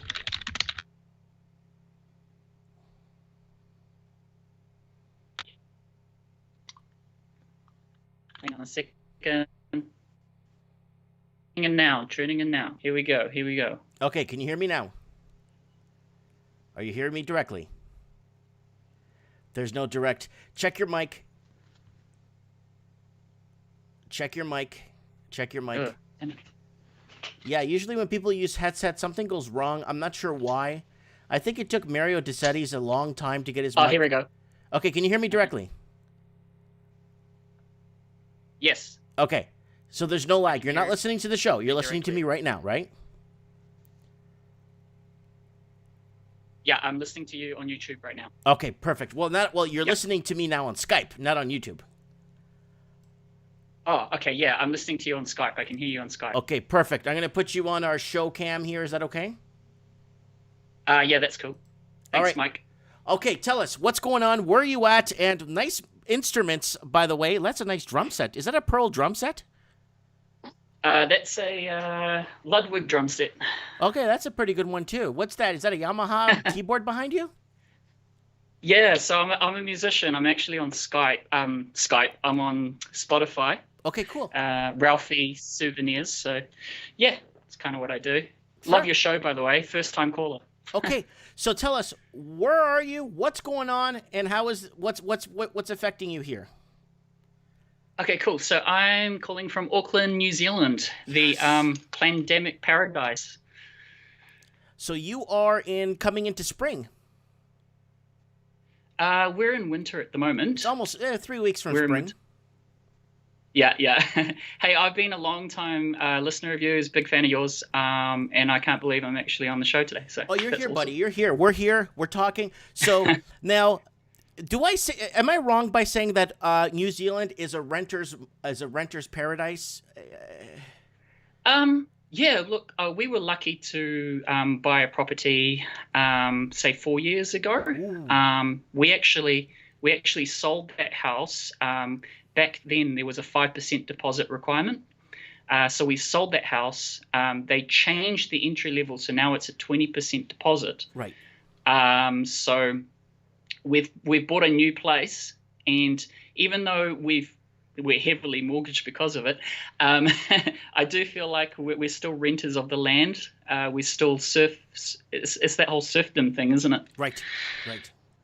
But the problem is with the serfdom, it was better because the royalty left you alone. As long as you just paid a little bit of tax, they would have let you drink, go out, party. Now you're confined to your homes. Yeah, that's the thing. There's no fun anymore, right? It's quite funny. Actually, you've inspired me to do kind of my own vlogs just as soon as the pandemic started in New Zealand. So I've actually mentioned you on my YouTube as well. So, but yeah, it's kind of funny because I had a little bit of insight with what's happening now back in 2013, because in 2013 I got to be a waiter. I was in the UK as part of my my overseas working visa there. Right. So they give working visas to anyone under 30 years old. And back then I was doing sort of VIP events, so I got to waiter for people like politicians like the Bill and Hillary Clinton Foundation. Oh my God! Did you see them? Did you actually see them in person? Yeah. I stood just shoulder to shoulder to Bill Clinton. Oh my God! I was serving him drinks. I'm being sarcastic. You know my feelings are of hill dog, right? Oh yeah, but the thing is, right? So they do a lot of fundraisers in the UK, and it's all to do with getting like funds from the Sikhs and all those wealthy people. And I saw that in person, and it was so bizarre seeing it in person because it was like, you know, those traditions back in like just Shakespearean days where they would announce people. They'd be like, hear ye, welcome, you know, this Lord. They still do all those sort of things now, and it was just really bizarre seeing it. So back then, they were talking about things like bio-warfare and things like that at an event I was talking about. and oh man, there's so much to cover that I want to talk about. But yeah, it's just so funny because do you remember in 2013 there was like a measles outbreak? Mm-hmm. Yeah. Yeah. in the UK, there was all these talks about like these mandatory vaccines. They were trying to get everyone vaccinated for the measles in 2013, and it's happening now again in 2020. It's like their plan failed, and now they've kind of doubled down on it and tried a different approach. So it's just really bizarre seeing the foreshadowing of it 7 years ago and it happening now. Hold on. Let me ask you this. I want to ask you this. Yeah. Okay, so do you guys pay property tax there? Monthly or yearly? Yes, we do. We call what's called council tax. So Auckland, a couple of years ago, used to be owned by individual councils. But now they formed, I think it was in 1990 or something like that, where all those councils united as what's called the Auckland Super City. Now taxes you like it's like a council, property tax, council tax. But even then, even the migration of that, you also have the consolidation of things like water. Like water in Auckland used to be free. Ooh. Now it's owned by the Auckland Super Council and things, and every year it goes up by about 2.5%. And then property tax, So is it yearly or monthly or quarterly? Quarterly. So for where I'm at, I'm in Sylvia Park area in Auckland. It's a couple of thousand every 3 months. A couple so of about $1,000. Oh, sorry, about $1,000 every 3 months. So 500 US, something like that. Okay, so $1,000. Where I am. Well, your money. Well, you're earning your money there, so you got to pay your money there, right? So that's $1,000 your money every couple of months. So let's say so that's about $4,000 a year. Yeah. But it can vary. As soon as you get closer and closer to the center, it actually gets more and more. Wow. Okay, are you seeing a mass exodus of people leaving the big city and moving into more suburban areas? Where I am personally in my friends circle, what I've noticed is it's kind of hard for our age group. So I'm mid-30s, so a lot of my friends are sort of mid-20s, mid-30s.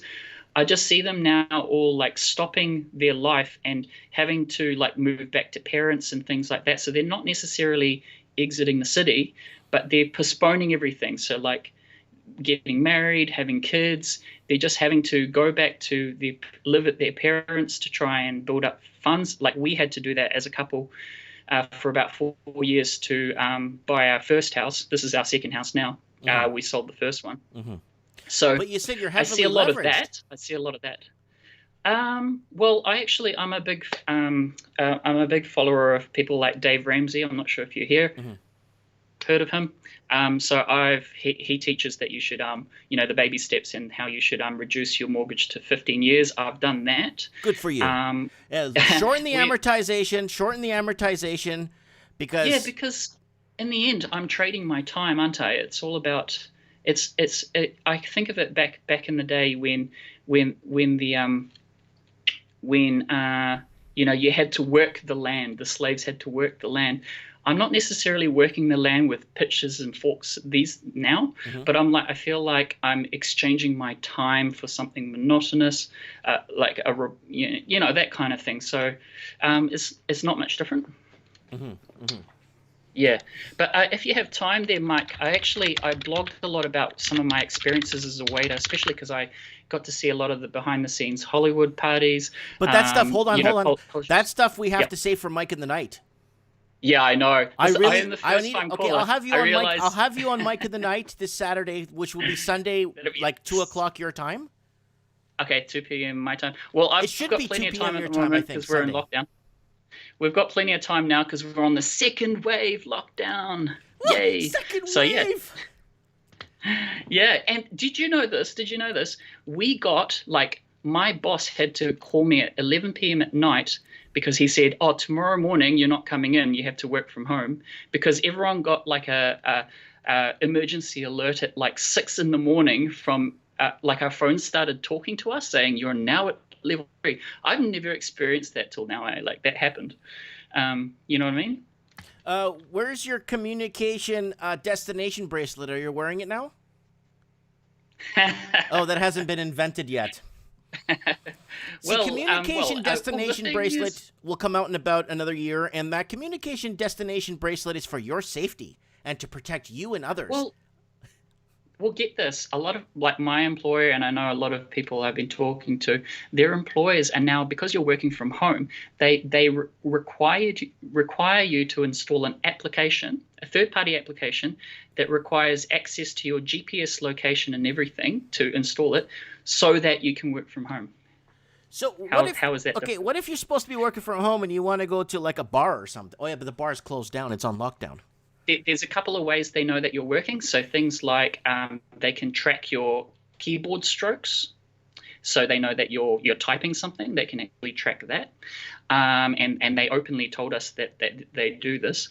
Also, everything is timestamped. So, say for me, I do an office job, so I kind of enter cases administration.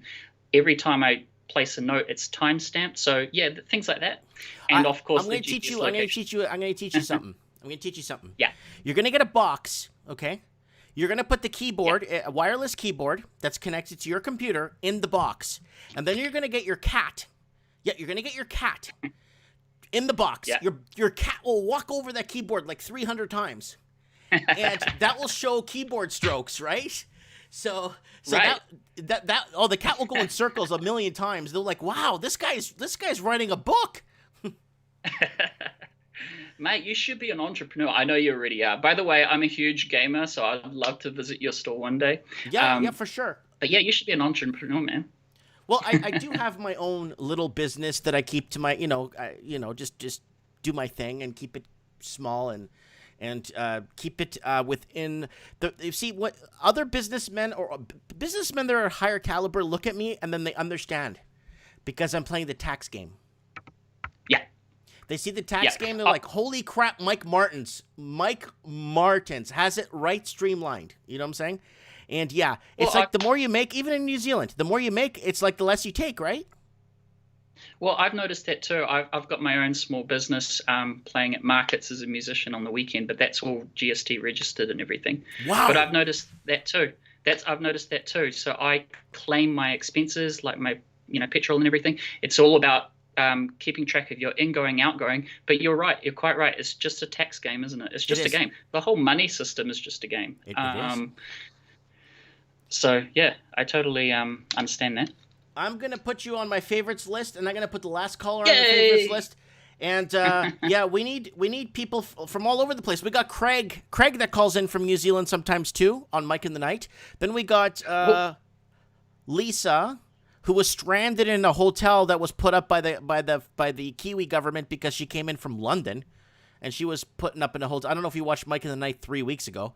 I saw those episodes. I actually watch Mike in the Night a lot, like while I'm working. I love the whole format of like 3 hours of just nonstop talking because I can sort of, type away, just working away, and I'm listening to Mike in the Night.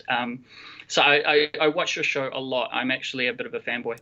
Woo! If you ever want to do, why don't you put your link in the comments, live comments, when you get a chance to your YouTube channel, and then I could find it and I could plug your YouTube channel too. And yeah, it's just ralphie.co.nz, or it's got my YouTube channel there. But yeah, I'll place the comment now. And if you don't mind doing that, I would appreciate that. Also, not only that, if you ever want to do any reporting where you're at, I mean, I don't want you to lose your job because you're talking to somebody, like, I don't want you to be in danger or any of that. You know what I'm saying? Look, to be honest, like, I'm a big follower of people like Dave Ramsey and things, so I've got a bit of a buffer. But, like, at the same time, it's like I'm not too worried if, like, whatever happens. It's just a job, right? I understand that, but still, I just want you to be okay. That's all. I do this because I am my job, right? So yeah. No, that's cool. Yeah, I'd be happy to report what I see. I mean, like a lot of film it. Go out with your camera, and if you want to keep it anonymous, if it's something that's out of the way and that gets you in trouble, just drag it on your Skype chat, and then I could get it and just play it here on Mike in the Night. Well, quickly back to property, and just around my area, there are so many places for sale and on lease at the moment. It's ridiculous. Just in my area, there's so many. And here's the game plan. I reckon it's because some people want to crash the economy so that they can pick it up pennies on the dollar later. Okay, that's a good. Hold on. Now, are you noticing? Is it a lack of foreign students coming in? Is it a lack of what is it? Because I know in Australia, the lack of foreign students has been hitting the market hard. Okay, so with housing, so our borders are closed at the moment, right? So wait. New Zealand's an island, dude. Yeah. Well, our country is closed, but we had a lot of foreign investors, especially from China, and this has been in the news, that are buying up properties. And now that everything's closed, even like our casino, like Sky City, all their shares are just plummeting down because there's not all that laundered money there. And Sky City's known to launder money in the news as well. But yeah, at the moment, because I guess there's not as many foreign buyers, and also like young people like me, a lot of people are priced out of the house market because at the moment the entry level is 20% down. It used to be 5% down. Yeah, well, if the average house is 800 large. Well, we paid $780 for this one, so yeah, that's about right. And that's ridiculous. And still, that's 500 large US, right? 780 New Zealand. That would be. 440. It's roughly half, right? 440. Yeah, something like that. This is a 3-bedroom bungalow, 1950s house. So it's not like a new house. Don't make me show you what you could buy in Florida for 90 grand. Oh, look, it's ridiculous. We're paying way too much, and most of it's for the land as well. So, but we're quite central. We're quite central, like a little bit out from centre, but like we're in Sylvia Park, Mount Wellington, so that's pretty good. We actually bought this house to try and get close to our in-laws. We used to be way out of Auckland, and so back then, though, like 4 years ago, so we bought a house like in the outer rim of Auckland for about 320,000, and in 4 years we sold it for 420. So it went up 100K in about 4 years. So you made 100 large, and that's actually a good return. Yeah. But then, it's a good return, but you rebought. See, the problem is you rebought in a higher market. Yeah, we rebought. So, but if you took that money to Costa Rica, it would have been different. Yeah. Well, this house 4 years ago used to be 420, and we had to buy it at 780. It used to be 450. Sorry, 450. But it's quite a nice house. It's right next to the park, so it's really nice. It's got its own garden. Raised bed gardens, and it's kind of a greeny house. So it is a nice house, but at the same time, we're paying way too much. Do you have any vagrants or any transient people moving into the park? Yeah, we have like Friday night. They have social rugby and things like that. Oh, I'm not talking about that. I'm talking about I'm talking about like tent cities and stuff. Not really. No. There's actually quite a good police presence every now and then just to kind of do that. So, but it's generally quite a quiet area. Even though we're right next to a park, and during lockdown, it's definitely quiet. Interesting. Yeah. Okay. Yeah. Well, it's so good to have you on our roster here because earlier in the show I was having a really tough time getting anybody in the first hour of the show. Was really tough to get anyone on the show. Everyone's the time zones are so different everywhere, right? You're a whole day ahead of me. Well, it's 3:55 in the afternoon, Thursday afternoon right now. Yeah, it's Wednesday evening here still.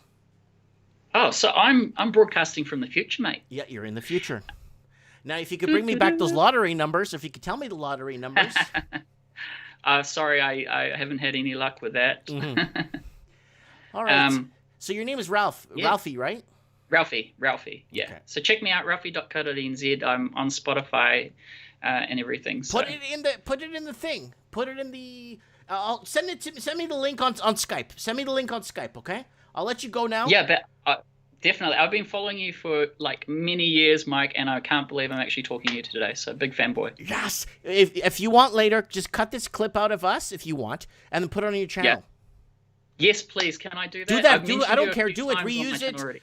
Just reuse. Do whatever the hell you want. Just reuse it. Just share it, and yeah. I'll plonk your face as the thumbnail of the video because you're a good-looking guy. Oh, thank you so much. Okay, All I right. love talking to you, man. This has made my day. All right, God bless Keep you. it up. Bye. You too. God bless. Bye. All right, so that's our caller from New Zealand. He's still there, and I'm gonna add him to my. We're gonna add him to our favorites. I'm gonna add the other caller too from Arizona to our favorites. So we're getting people from all over the Commonwealth, and it's very good to have this because everything's happening the same in every other English-speaking country that's happening in your country, right? So,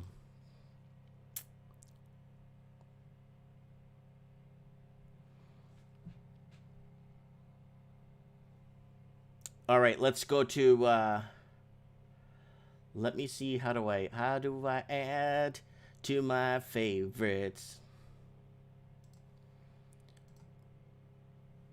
All right. Oh, I always love having new callers. All right. Add to favorites. And the other caller, add to favorites. Oh, you guys are getting all added tonight. Oh, yeah. You're all getting added tonight to favorites. There's a huge fight in the a huge fight in the comments with Steve the Plumber. I don't know what's going on there with I don't know if Steve could talk. There's a big fight there in the comment section, and I don't know what the heck is going on. Let me see if I could get Stevie. I don't know what happened, guys, but it looks like my Skype was set to do not disturb. And I went on it right now. I've set it to active. I'm not sure why I just noticed that. Someone messaged me right now on Skype saying I have my do not disturb sign on. But I did not notice that. I don't even know how to do that. I went in and I had to play around with it to put it online. I'm sorry about that if anyone tried to call and I had my do not disturb sign. I did not. I don't even know how. I gotta take a Skype course here. So we got Mitch Madden on the house in the house, and then we got Ralphie in the house, and we got a gentleman there from Arizona. There it is, Ralphie.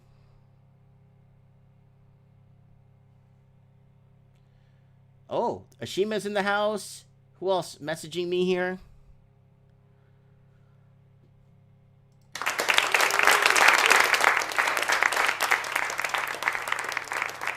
Oh, Lord Humongous says that nobody is fighting. Apparently, Kevin Thompson, oh, she sees me active now. Good. Thank you. I fixed that. Kevin Thompson's been scrapping with Steve a lot. I'm not sure why they're scrapping. You see if I could find good old Stevie here. His logo is sometimes tricky because the logo is the same, but it's a hard to make out logo. Let's see if Steve picks up. We'll see if Steve picks up the phone. We should call some random guy in Mexico City for no reason.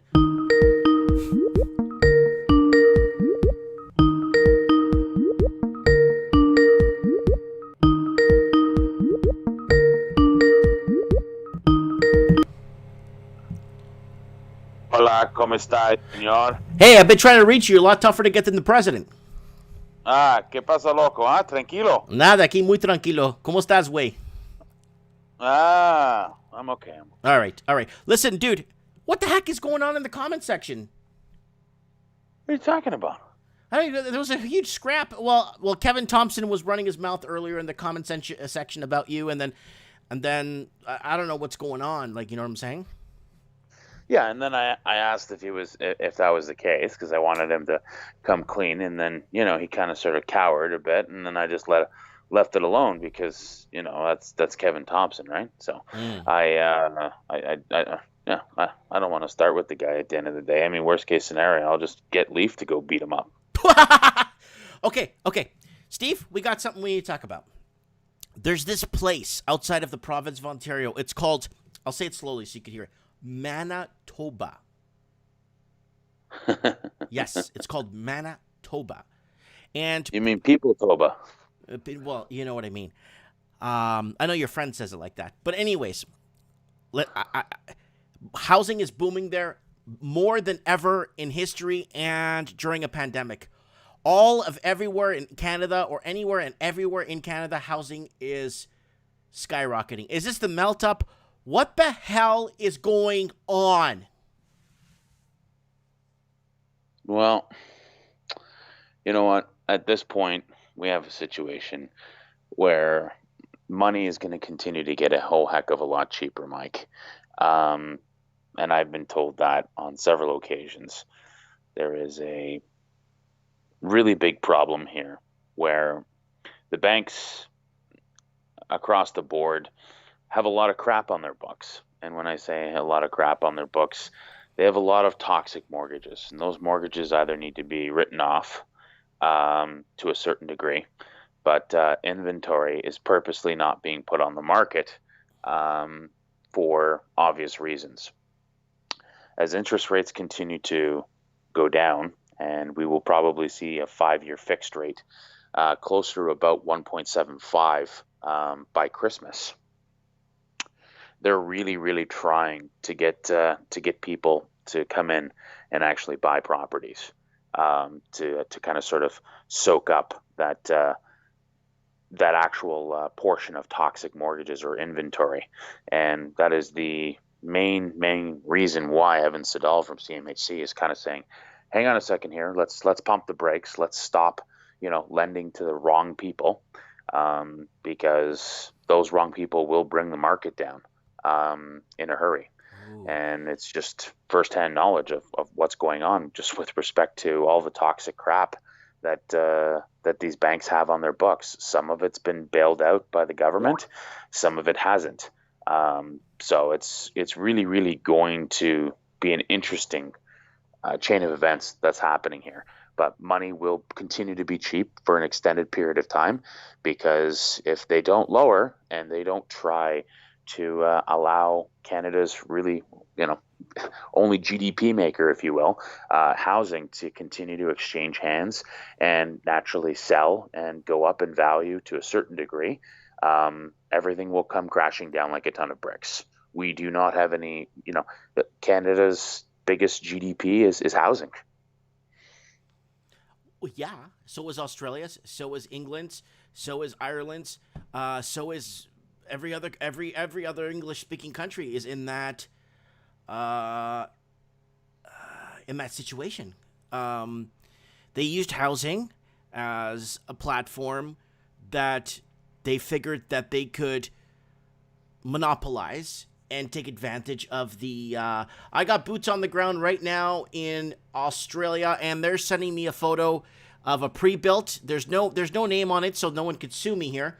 Let me just open the pre-built right here on article scan. There it is right there. That's taken on the ground right now in Australia, and it's completely sold out, Steve. Pre-built shacky type, thrown together cookie type low-rise condos. Continue. Okay. Yeah, that's kind of crazy. Anyhow, that's basically where we're at. House prices will probably continue to bump and edge higher until it just can't go anymore. I mean, you got to remember, there's so many deferrals out there right now. This is all gonna come down like a ton of bricks. This is crazy, and I didn't think that it was actually gonna. I thought once the pandemic hit, everybody starts to come to their senses. Less is more. People start, stop buying and overextending, so on and so forth. And it's absolutely insane. I don't understand the amount of people that are on unemployment, the amount of people that are on deferral. Just makes no sense. But hot off the press, if you will, It's been said, and it was said tonight when I was out with a few clients and some friends, that there's actually been an increase in people that haven't been able to close on these new properties. And when I say that, a lot of people are leaving the Toronto proper area, no longer want to be in these boxes in the sky, and they've gone out and they've purchased other houses. And now we're seeing problems where they've paid way too much for the house, it's not appraising out, but more so, they can't close on their house because they haven't been able to sell their condo. They need that money. And banks aren't exactly going to go ahead and give bridge financing to sinking ship. No bank's going to do that on condos. Condos are losing money right, left, and center. The amount of supply that's hitting the market for the purposes of condos in Toronto proper is astronomical. You do not want to be selling a condo right now because you're going to have to sell it at a very, very reduced price. Well, I know right now in Sydney, Sydney, Australia, is seeing that phenomena where they're going single-digit percentage point drops to try and gain some attraction. But in Toronto, the housing market is doing apparently well, according, and it says right here, across Canada, more houses sold. Let me read the article for you. And this is not organized real estate, Steve. This is let me go here. More Canadian homes sold in July than any other month in the past 40 years. Well, Mike, you gotta that headline right there. All that's doing is misleading people. Yeah, it's dangerous. I'm not saying that isn't the case, but where's it going to say the reason why it hasn't been like this in the last 40 years is because in the last 40 years we didn't have to get our economy to shut down for 3 months. That's true. Okay. That's true. So and don't call it pent up demand or anything else like that. There is obviously people who needed to buy and sell. Transactions that needed to occur never occurred. People didn't put their houses on the market or put their houses on the market, and now things are starting to close. Yeah, these members of organized real estate, they will say anything and spin everything to be positive and pro-market. Mm-hmm. And anybody who believes that and doesn't understand that, hey, I get it. If the economy, stopped for, a good 2 or 3 months, there's going to be a whole bunch of transactions that were brought forth that were stalled or frustrated.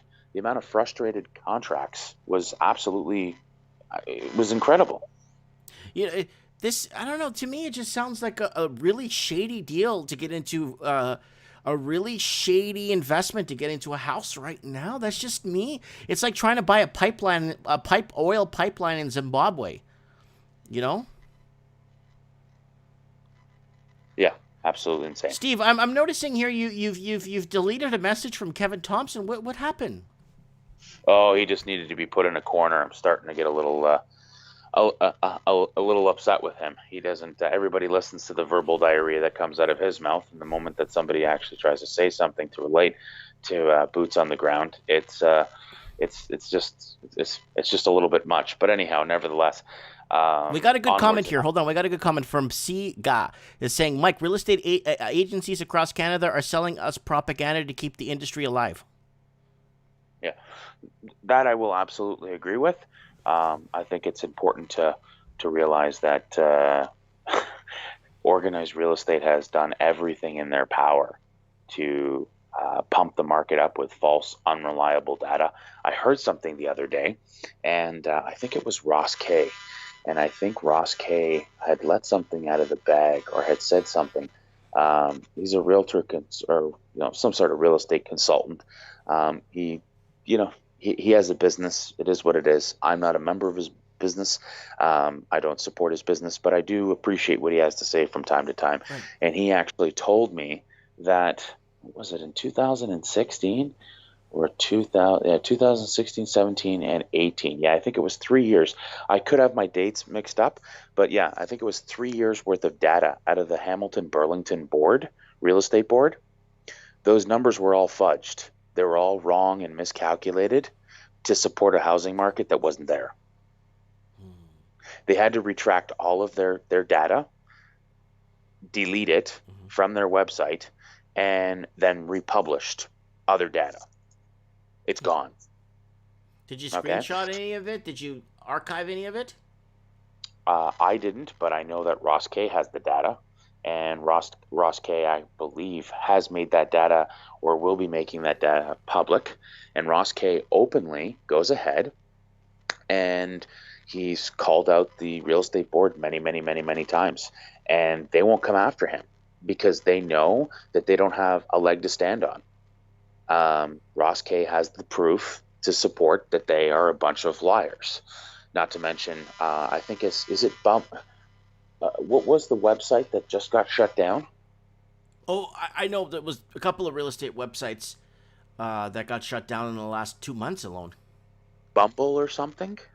Bripple? No. What's somebody in the comments section needs to say? It needs to tell us what site just got shut down. I saw a headline for that in the news. Well, it wasn't. It was one of the side headlines. I did see that. It was shut down. Yeah. So it's similar to House Sigma, but didn't those guys try to get sued too? Yeah, but I guess they didn't get. They Bungo. Actually, it's Bungo. It's Bungo. That's it. Yeah. Gary just. Yeah, Gary yeah, Medeiros.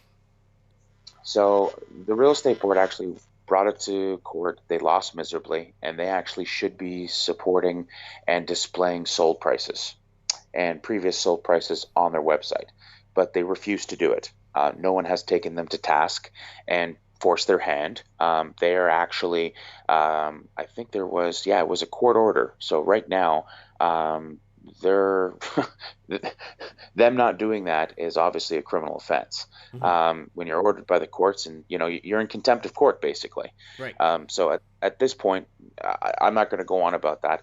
But in terms of this bungle or whatever it's called, believe it or not, they got all their data from Ross K, or many of their data that they published on their website from Ross K Realty Consultants. So now they're gone. So it's going to be interesting to see what actually comes, into play here. And there's so many moving parts. But I just don't understand, Mike, how things are continuing to go up. And when I say continuing to go up, I mean house prices going up, and people just single-handedly just going and bidding blind and falling into this trap. There's going to be quite a bit of real estate in the outskirts: Kitchener, Waterloo, Niagara, Simcoe County, Windsor. I heard land in St. Thomas, Ontario is going up. Wawa, Ontario is going up. Woodstock, Ontario is going up. Everywhere. It's crazy. It's absolutely crazy. There is a mass exit from the city of Toronto. That's like 200 miles from Toronto. Everybody wants out, Mike. Everybody wants to get the heck out of Toronto. Nobody wants to live in a box in the sky when they can go ahead and, instead of spending $3,000 a month or $2,800 or whatever it may be, even with the rent reduction, I think go ahead. 150 or 200 episodes of Trends in the Housing Market, I think I woke quite a few people up and get the hell out of the cities, eh? Yeah. And now there's gasoline, being thrown on the fire, and I just really don't know what to say, Mike. It's absolutely insane. It's insane, and I just don't get it. I really don't understand where things are. 3RG put a good comment in. This country is a disgrace if people actually knew the level of corruption. That's true. Yeah, things are crazy. I mean, just look at our finance minister. Well, look at the bright side. Hold on, look at the bright side. We would be in a recession if it wasn't for money laundering. Yeah, that's very true. That is very true. But we have a pretty big problem on our hands, a problem that I don't know that we are, as a country, prepared to deal with. But whether we like it or not, we have to come together and we have to do what we need to do. And there's a lot of people that are going to get hurt here. Because a lot of these houses that are being bought with less than 20% down. Hold on. You're welcome to Chris Parks 1. He says, you helped me, Mike. Thank you. I think Chris Parks mentioned earlier in the comments that he listened to me, I guess, a while back, and he left the city of Toronto. Yeah. Great move. Fantastic move. Man, I'd move to Watts or Compton because of how bad it is in Canada. I mean, in those cities, Yeah, I moved to Watts, dude. That's insane. That is absolutely insane. How is Merritt treating you? I love it, dude. I love it. It's been like super roasty weather the last couple of weeks, but it's been a little bit too hot. It's like 37 centigrade. And today was about 35. It's going to cool down, and then it's going to get to 30s next week. So hopefully it stays around the high 20s. And I love it. I love it here. I got a local stalker. I got the community so nice. We got like just lots going on. My kids love it here. You know what I'm saying? Now, when you say stalker, just some local guy in town that just disagrees with my business decisions. oh, it's a guy, it's a dude. Oh, I thought it was a woman. Oh no, I'm not that good looking.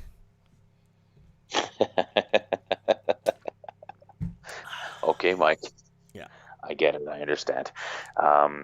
So that's pretty much all I have to say. There's some interesting developments that are going to continue to happen as soon as these deferrals hit a brick wall, and the deferrals are pretty much up by the end of this month or the end of next month.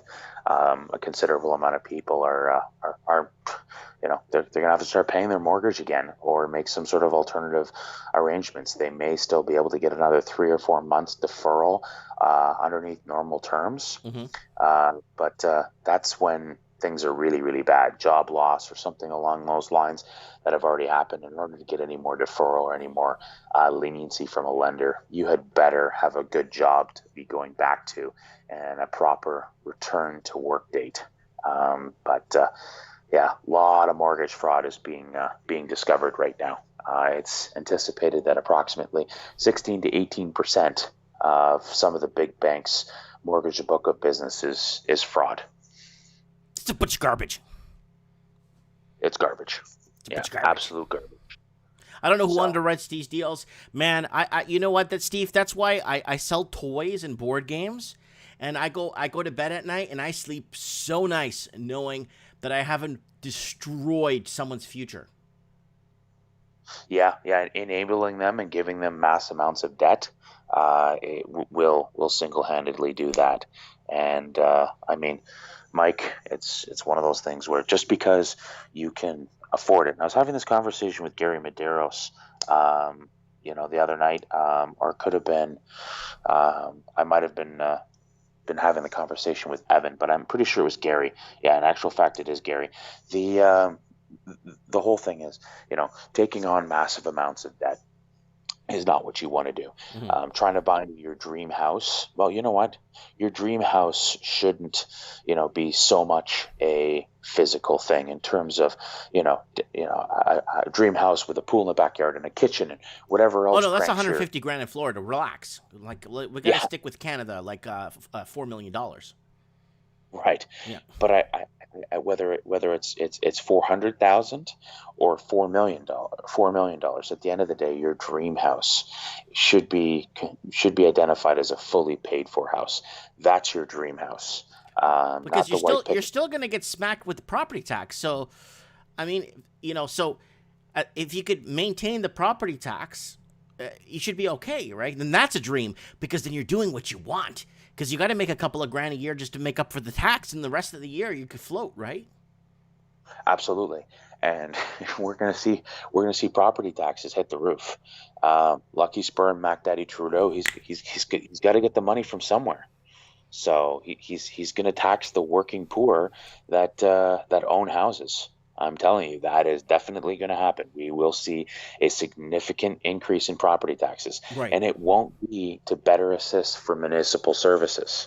If your property taxes go up in Toronto, Brampton, Peel, Windsor, wherever it may be, Vancouver, the reason why it's going up is because a portion of it, there's a federal portion, and it's coming hard and fast, whether we like it or not. VMan293 is saying in the comments, I have found most advisors know less than me about the markets. That's right.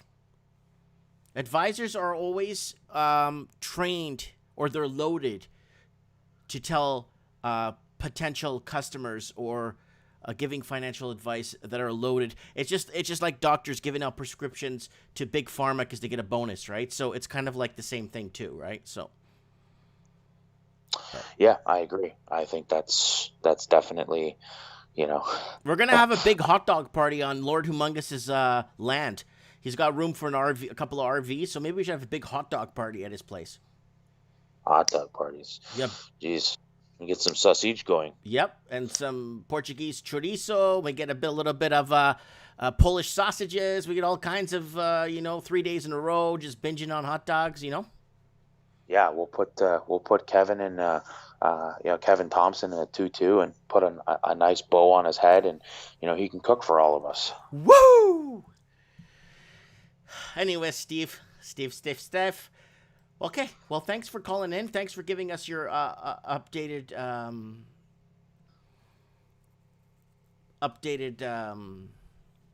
visual that you're seeing there on the ground.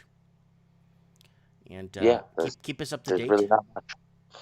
Really not much going on, but yeah, absolutely. Good to be with you, Mike. Thanks for calling me and having me on your show. Hopefully I have, in the next week or two, there's some more stuff to talk about, some more to report on. It's just, it's an interesting time to be alive. That's for sure. It definitely is. Steve, God bless you. We'll talk soon. And if you can, maybe try and see if you can come on Mike in the Night. Good to be with you, Mike. Cheers. Adios. Bye. All right, guys, wrapping it up. We have a bunch of new people added to the roster here. And if you want to come on the show, nobody panic. You just need to try and do it off your cell phone. If you want to do it like the last 2 callers ago where he was doing it on his Skype properly, where you could see you, I could put you on this, and you could be on like that if you want. It doesn't really matter. You could come on the show, be part of the show. If you want to report for the show, you're more than welcome. And yeah, it's getting late. What time is it? Man, I've been here 2.5 hours, and it's hot in this room. So I do a lot for you guys. Guys, I'll get a Shima on next week. Steve Stevens says, Mike, get a Shima on. I'll get her on next week to give us an update. Yeah, we had a rough start to the beginning of the show, but now things roll out, and we end up having a really good show. We couldn't get anyone on for the first hour. Well, it was really tough to get our first. Oh, we got Mitch on. Mitch came in and saved the show for a bit, and talking about what's happening in the real estate there in his neck of the woods and the mass exodus of people. So if you missed Mitch earlier on the first call, rewind the show back and do a replay and then see what's going on there and follow the comments. Okay, guys, thank you so much for being here tonight. Thank you for saving the show, and I appreciate it. Share this if you want to share it. Go ahead, and remember, guys, I'll see you guys Saturday for Mike in the Night. Don't forget. Remember, guys, take care. And if you can't take care, please stay safe. And thanks for watching.